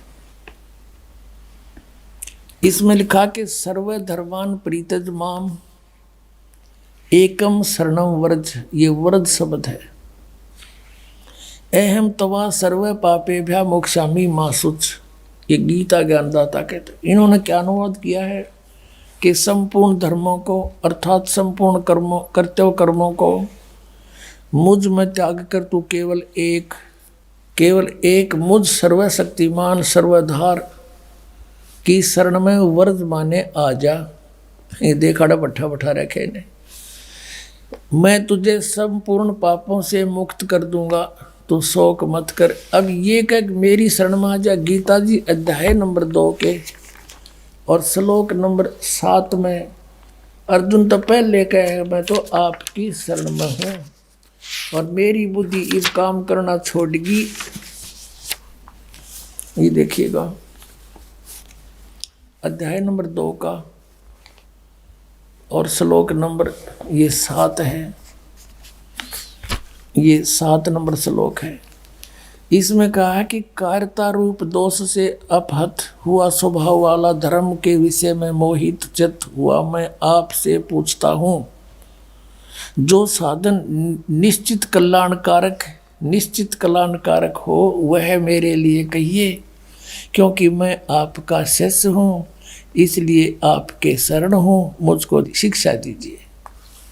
अब ये कहे कि तू मेरी शरण में आ जा तो नहीं जची बात। अर्जुन तो पहले कहे मैं तो आपकी शरण हूँ, आपका शिष्य हूँ, मेरी बुद्धि काम नहीं करती, मेरे कल्याण में जो उचित हो वो बता दे। अब यहाँ फिर न्यू कहे कि मेरी शरण में आ जा, यानी जची।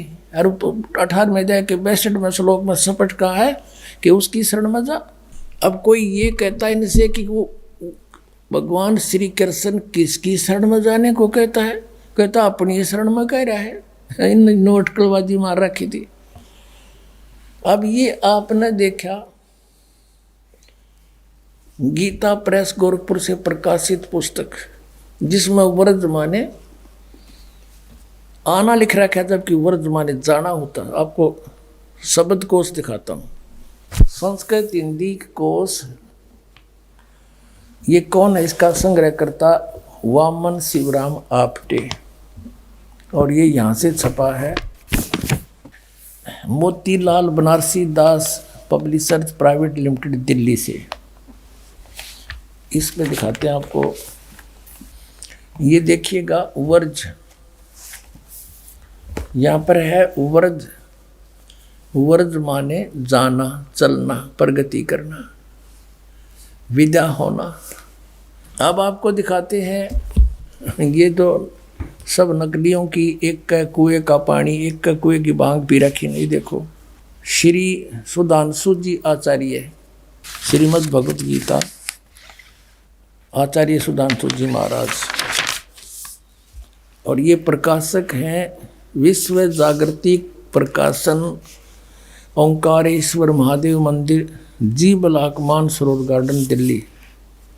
यहाँ से ये इनके प्रकाशक हैं, मुद्रक के।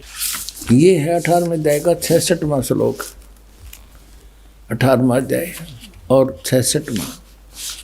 सर्व धर्मान परित्यज माम एकम शरणं व्रज, अहम तवा सर्व पापेभ्यो मोक्षामि मा शुच। संपूर्ण धर्मों का आश्रय छोड़कर तू केवल मेरी शरण में आ जा। ठीक है, ये तो सुधांशु जी। और अब देखो आसाराम जी, ये है श्री आसाराम जी के आश्रम से अनुवादित और प्रकाशित संत श्री आसाराम जी आश्रम, अहमदाबाद। ये यहाँ से छपी है। श्री योग वेदांत सेवा समिति, संत श्री आसाराम जी आश्रम, संत श्री आसाराम जी बापू आश्रम, मार्ग, अहमदाबाद। इसके दिखाते हैं, ये है 18वां अध्याय और 66वां श्लोक।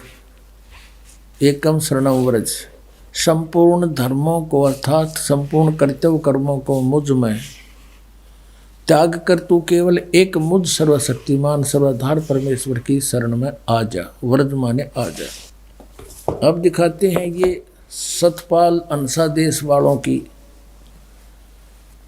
ये देखिएगा श्रीमद् भगवत गीता,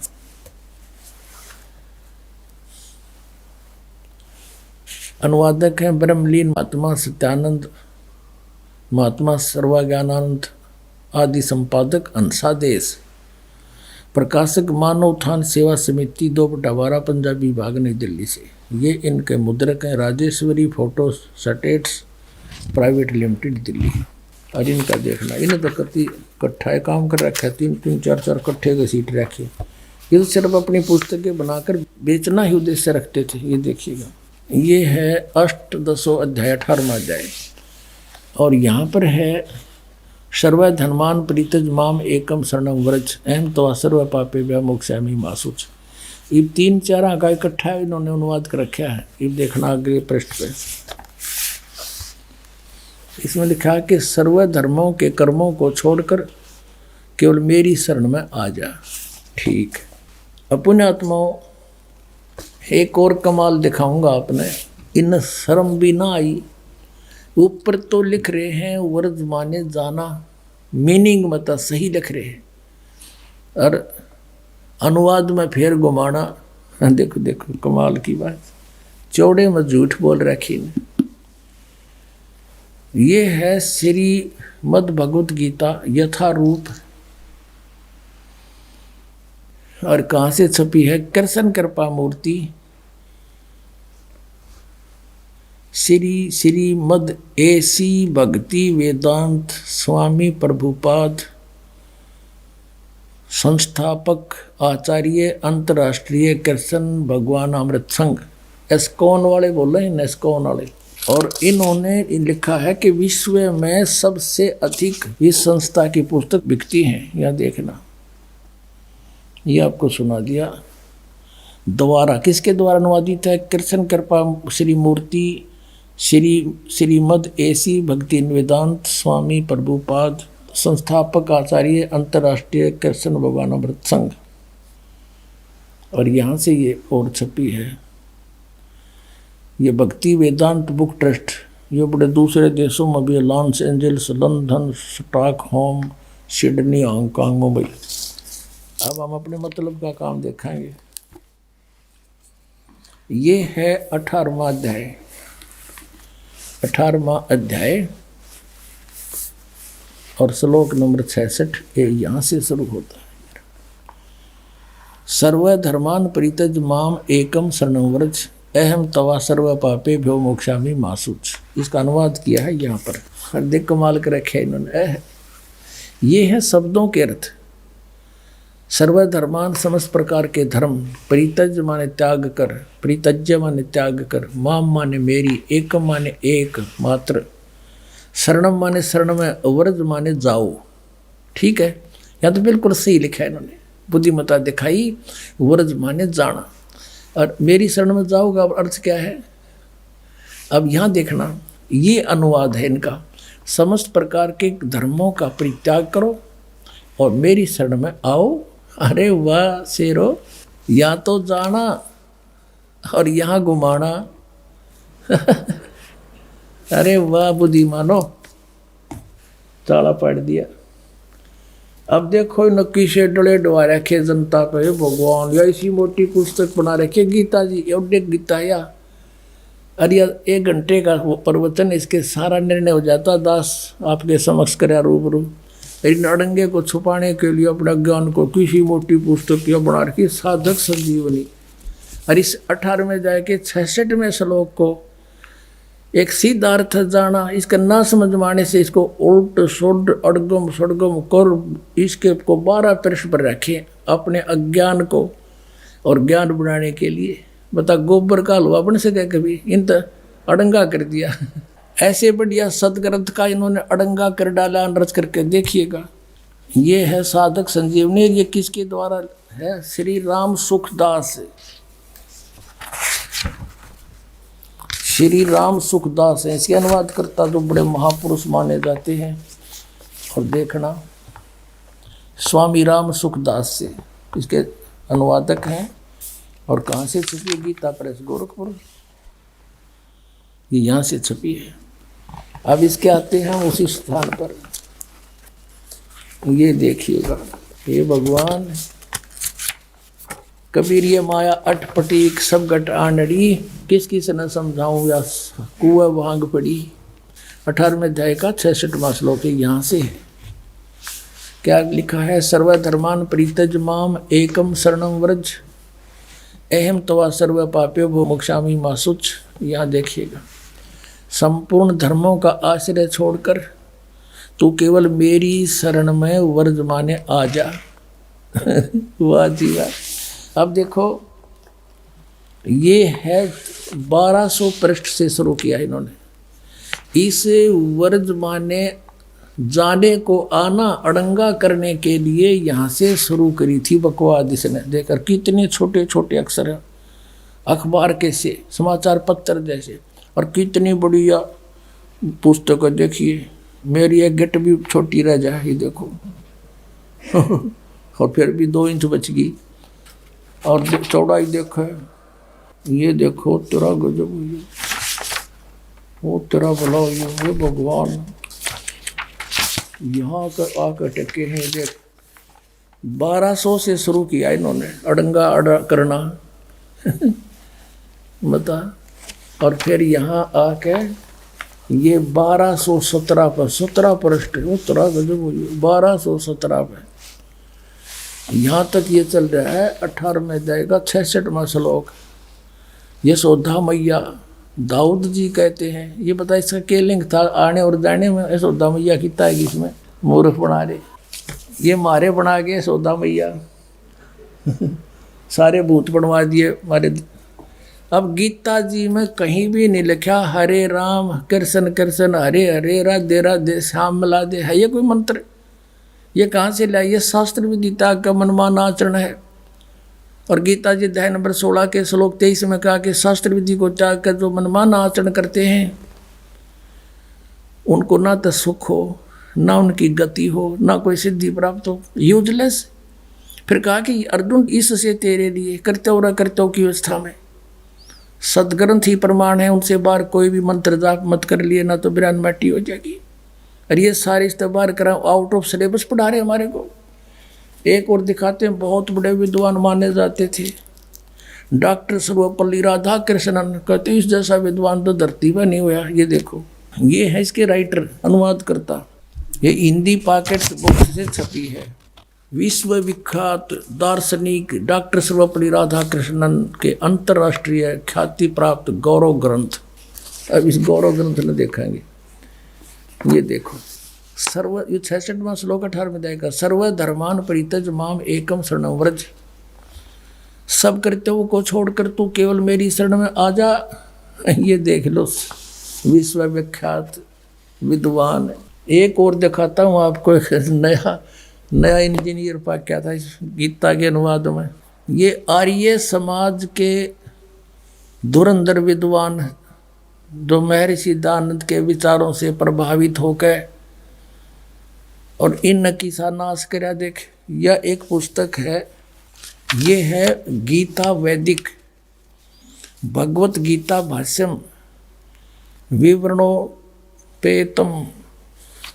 भाष्यकार हैं श्री स्वामी आत्मानंद जी सरस्वती, प्रकाशक हरियाणा साहित्य संस्थान, गुरुकुल झज्जर, जिला झज्जर। और ये इनका आचार्य प्रिंटिंग प्रेस, दानंद मठ, रोहतक से छपी है। अब इसने किसा नाश कर रखा है, दिखाऊं। इसने क्या लिखा है प्राकथन में, गए पृष्ठ पे क्या लिखा है देखिएगा, ताड़ा पाठा। कई चतुर शिल्पी ही इस तरह को मूल रत्न में से एक अणु को नष्ट किए बिना दूर कर सकता है। अब तक जिस शिल्पी ने इसका मार्जन करना चाहा, इसे शान पर चढ़ाना चाहा, वह प्राय इस रत्न के उद्गम स्थान अनेक हीरक रत्नों की महान खान महाभारत का अवलोकन किए बिना ही इसे शान पर चढ़ा देता था। जिससे इस रत्न में कुछ न कुछ खनिज मिल भी रह ही जाता था, मल भी रह जाता था। और अब क्या बताया है कि वे चतुर शिल्पी प्राय पाठकों के परिचित ही हैं। आपका यहाँ लिखा है, अब साहित्य समाज के सौभाग्य में से इस रत्न यानी को एक चतुर शिल्पी मिला है जो इसकी मूल खान से केवल परिचित नहीं है, अपितु वह इसका भली भांति निरीक्षण भी कर चुका है। उस शिल्पी के पुरुषार्थ से गीता रत्न बहुत कुछ अपनी वास्तविक आभा को प्राप्त कर सकता है। और कहते हैं इस शिल्पी ने शान पर चढ़ा के और इस गीता को छांटा है। यानी एक शान हो से जैसे लोहार करा करें, उस पर कोई पिना करें लोहे की घूमती हुई फिर किसी होती है, उन्हें उसने घिसा के और उसका कोई औजार बनाते हैं। ये इन्हों का है कि इस आत्मानंद आर्य समाजी आचार्य ने गीता को सही काट छाट कर सही रत्न काट दिया। इसने 700 श्लोकों में से 200 श्लोक सेलेक्ट किए हैं। न्यू कहे ये 200 श्लोक हैं बस ये गीता में, बाकी तो रिजेक्टेड है। ये देखिए इसका अकल कहाँ तक कित तरह सारे की बिजली पड़ रही है इनमें। अब ये क्या बताता है, अब थोड़ा सा हिंट दूंगा अपने में, घना तो इतना समय नहीं इनको बर्बाद करने का। ये क्या बताता है, गीता में प्रक्षेप यानी मिलावट है गीता में। यूनो का है आत्मानंद 9वीं 10वीं 11 और 12 अध्याय ये सारे मिलावट हैं। 9वें अध्याय के प्रथम श्लोक को छोड़कर और 9वां 10वां और 11वां और 12वां सभी अध्याय प्रक्षिप्त हैं इनमें मिलावट से। अच्छा ये देखिए 13वां अध्याय, इसमें 13वें अध्याय के प्रथम से लेकर 6 श्लोक प्रक्षिप्त हैं। ये तो मिलावट से, बाकी ठीक से। अब चतुर्दश अध्याय का 14वां अध्याय, 14वें अध्याय में 2रा 3रा और 4था श्लोक प्रक्षिप्त हैं, बाकी ठीक है। अच्छा और देखिए इसमें पंचदश अध्याय, इसमें पंचदश अध्याय 15वां अध्याय सारा ही नकली है। वारे शेर, अब इसने काट कर या बना दी पहलवान ने, देख या गीता बना दी। इसने तो इसी मोटी बनाई थी या बालक पर भी ना उठे। यूं चला ठीक करने। इसने बना दिया कॉमिक्स, नौकैया ओके है। एक राजा ने मकान बनाना था, एक मंत्री की ड्यूटी ला दी वजीर की। वजीर ने बहुत बढ़िया कारीगर ढूंढा, खाती कारीगर। उससे कहा भी तो बढ़िया मकान बना दे राजा का, और ओके सामान ला दिए, पैसे की चिंता मत करना, कदे मेरा बड़ा हट मरवा दे। मिस्त्री बोला जी ठीक है। वो लिया बढ़िया अपने लकड़ी सतीर लिया, बढ़िया बढ़िया छाट कर क्या के चंदन के। एक बहुत बढ़िया सतीर लिया था वुडन बीम, और अच्छा 20 फुट लंबा, 17-18 फुट लंबा, और अच्छा ऐसा मोटा और बहुत सुंदर। और कड़ी वड़ी ले आया, और राज तय लाग गया चुनाई करने। उस कड़ी और सतीर को रखवा के एक और दूसरे मकान में राजा के में। मंत्री ने सोचा भाई राजा का काम है, और कहीं कोई चीज त्रुटि युक्त ना हो, किसी और मिस्त्री ने कारीगर ने और दिखा लूं। पूछा भाई कोई अच्छा सा कारीगर हो, जानकार हो लकड़ी के बारे में। पता चला जी ऐसे ऐसे है, तो उसको बुलाया और कारीगर को, उसको आके देखा भी देखना ये कड़ी लाए हैं, ये सतीर लाए हैं, ओके है कि नहीं। अब उसने सोची जैतने ओके कह दी तो उस कारीगर की महिमा बनी जाएगी। ने बोला जी इस सतीर में तो बहुत नुक्स है, ये तो देख गुणिये में को नहीं, न्यू और न्यू है। अब वजीर ने सोची भाई बात बिगड़ गया तो फिर राजा डांट मारेगा। ने बोला जी इसने गुणिये में कर दे। वो रंदा ले रहा था साथ में, दे गदाए गद, एक एक इंच तार दिया चारों तरफ से। ने बोला जी देख वो चमक गया। और वजीर ने सोचा भाई जमात तो बहुत बढ़िया बन गया भी था। उसने सोची एक और ने दिखा लो, कदे फिर भी चूक रहेगी वो। एक और ढूंढ लिया बढ़िया सा। उसने पूछा भाई यो सतीर ठीक है? बोला ना जी तो कति खराब है, बांगा टेढ़ा है। बोला बा कर ठीक है। अब 2-2 इंच वो उतार गया, दे गदा। उसने सोचा भाई एक और दिखा लो, तो लग गया था। वो तीसरा बुलाया, उसने पूछा बोला जिसमें तो बहुत नुक्स है।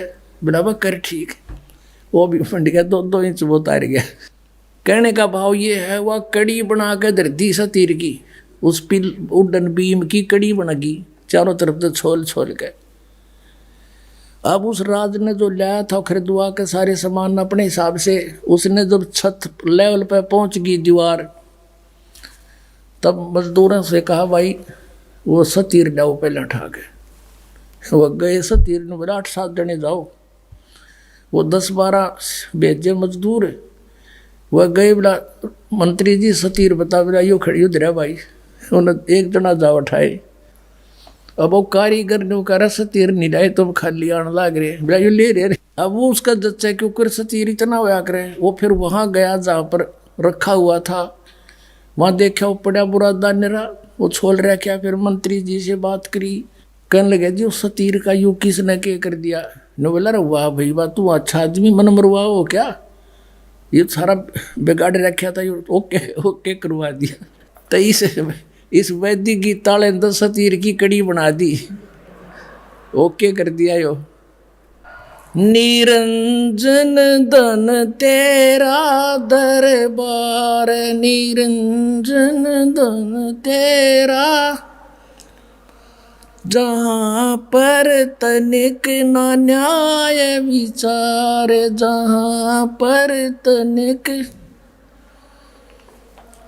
निरंजन धन तेरा दरबार, निरंजन, जहाँ पर तनिक ना न्याय विचार। वैसा ओढ़े मुल मुल खासा, गल मोतियों के आर। वैसा ओढ़े मुल मुल खासा गल मोतियों के आर, पतिव्रता को मिले न खादी सूखा नरस आहार, निरंजन धन तेरा दरबार निरंजन। जहाँ पर तनिक न न्याय विचार, जहाँ पर तनिक न न्याय विचार, भाई पाखंडी की पूजा जग में संत को कहें लबाड़े, पाखंडी की पूजा जग में संत को कहें लबाड़े, अज्ञानी को परम विवेकी ज्ञानी को मूढ़ गंवार, निरंजन धन तेरा दरबार निरंजन धन तेरा दरबार निरंजन। जहाँ पर तनिक न न्याय विचार, कहे कबीर सुनो भाई साधो या सब उल्टा व्यवहार, कहे कबीर सुनो भाई साधो या सब उल्टा व्यवहार, सच्चों को तो ये झूठा बताओ इन झूठों का एतबार, निरंजन धन तेरा दरबार निरंजन धन तेरा दरबार, जहाँ पर तनिक न न्याय विचार। परमात्मा कहा करते देखो रहे, कबीर साहब कहा करते मुझे तो ये अनपढ़ और अशिक्षित और मूर्ख बताते हैं, और इन अज्ञानियों को ये महर्षि कह जिन अनर्थ कर रखे, सदग्रंथों को ना समझ के इनका नाश कर दिया। पुण्यात्मा सौभाग्य आपका, इस प्राइम टाइम में आपका जन्म और ये सतनाम और सारनाम आपको मिला। धन आपके माता पिता जिनसे जन्म हुआ। बोलो सतगुरुदेव।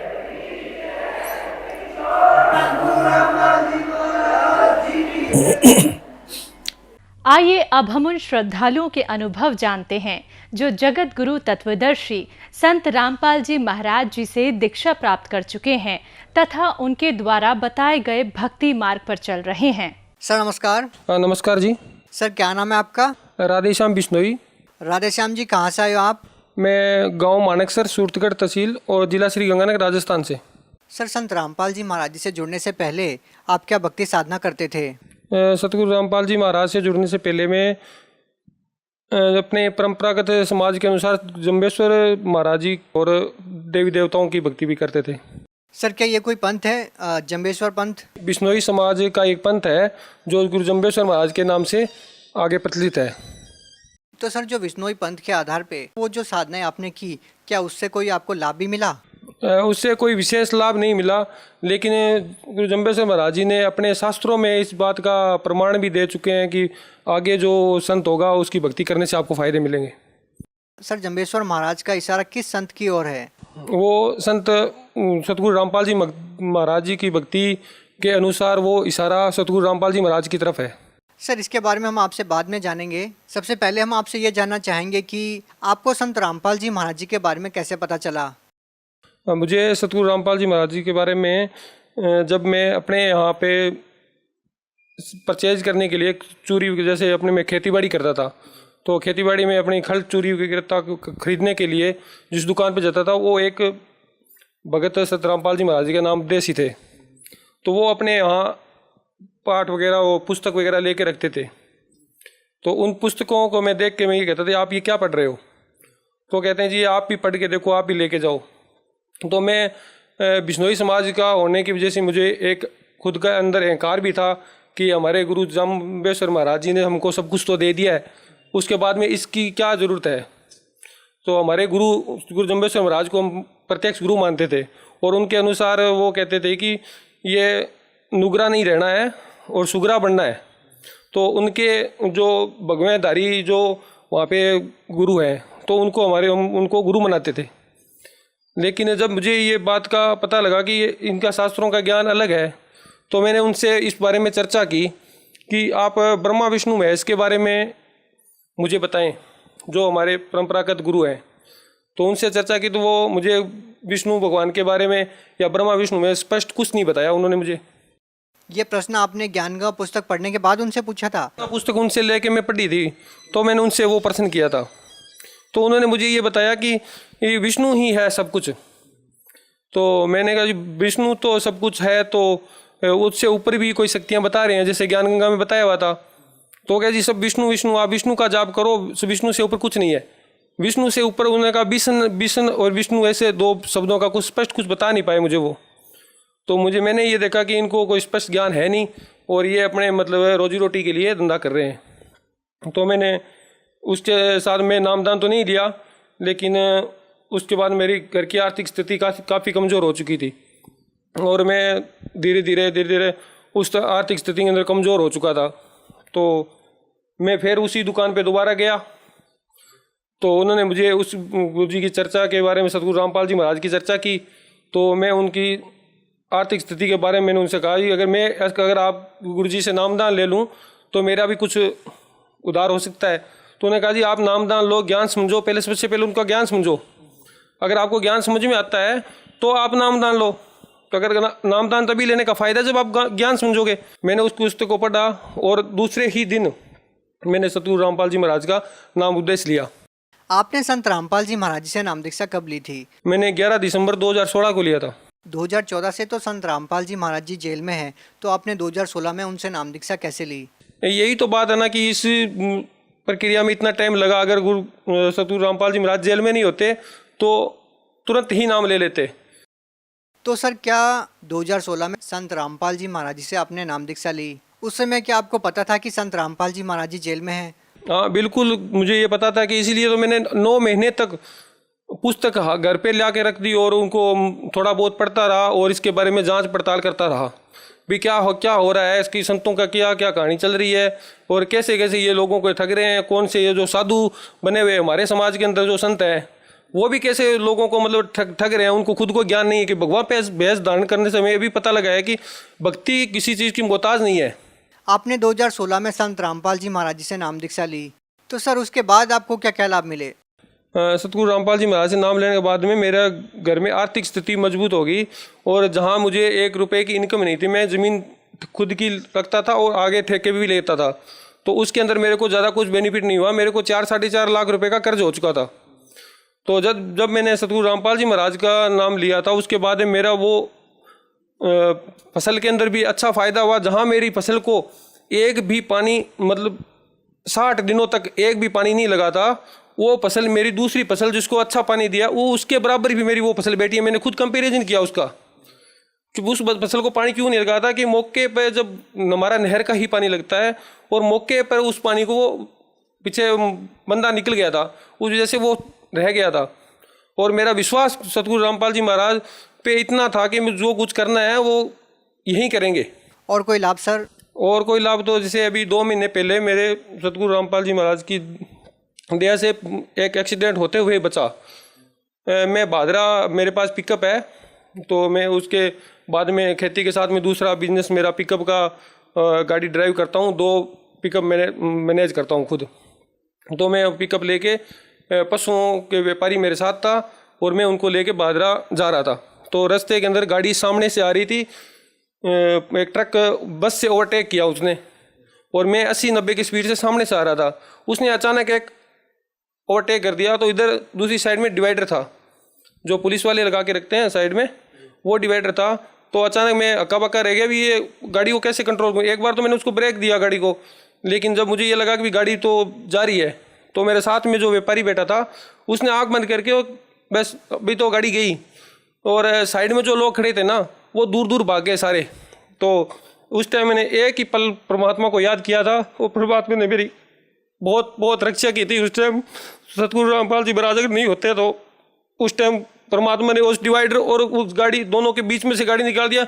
चांस भी नहीं था कि वहाँ गाड़ी निकल जाएगी। तो उस टाइम परमात्मा ने मेरी रक्षा की। आगे जाके मेरे हाथ पैर इतने फूल गए थे कि मेरे से गाड़ी नहीं चल रही थी। तो उस साथ वाले ने मेरी हिम्मत बंधाई कि जो हो गया था होना था हो गया। लेकिन अभी मैंने कहा गुरु रामपाल जी महाराज आज नहीं होते तो मुझे आज इस बच्चे और परिवार सब कुछ आज ख़त्म था मेरा। तो परमात्मा ने मेरी बहुत रक्षा की और तो नशा से पीछा छूट गया और सत्य भक्ति मिल गई मेरे को। सबसे बड़ी बात है, मेरे समाज और मेरे परिवार वाले मेरे को कहते हैं कि आप क्या करते हो, क्या मतलब किस चीज़ की भक्ति कर रहे हो। तो मैंने कहा जी आप विष्णु का जाप कर रहे हो, आप कितनी बार विष्णु का जाप करते हो। तो क्या जी विष्णु का तो जाप हम सब पूरे दिन विष्णु का, मैं क्या 2 मिनट कर लेते हैं, 4 मिनट। मैंने कहा जी आप विष्णु का जाप दिन में 1 बार करते हो, 4 बार करते हो, लेकिन हम एक दिन में 432 बार विष्णु भगवान का जाप करते हैं, ब्रह्मा जी का, विष्णु जी का। हमारे गुरुजी किसी देवी देवता की भक्ति नहीं छुड़ाते। जो मुख्य देवी देवता है ब्रह्मा विष्णु महेश दुर्गा और गणेश जी, उनकी भक्ति हमारे गुरुजी देते हैं। भी इनकी भक्ति इस तरह से किया जाएगी, उसका एक जाप है, उस जाप को करने से अपने को फायदा होगा। सर संत रामपाल जी महाराज जी के अनुयायी ये दावा तो बहुत करते हैं कि उनसे नाम दीक्षा लेने के बाद बहुत सारे लाभ मिलते हैं। तो सर जो भी श्रद्धालु संत रामपाल जी महाराज जी से जुड़ना चाहते हैं, जबकि संत रामपाल जी महाराज जी जेल में हैं, तो उनसे नाम दीक्षा कैसे ली जा सकती है? सतगुरु रामपाल जी महाराज से नाम उपदेश लेने के लिए चैनल पे ये नीचे एक पट्टी आती है, उस पट्टी पे निःशुल्क नाम दीक्षा लेने के लिए नंबर दिए जाते हैं। उस नंबर पे कॉल करके आप अपना एड्रेस पता वो सब बता देंगे, वो आपको उसके अनुसार जो नामदान केंद्र होगा उसकी एड्रेस आपको वो बताएंगे, उसके हिसाब वहाँ जाके आप नामदान ले सकते हैं। जी धन्यवाद। नमस्कार जी।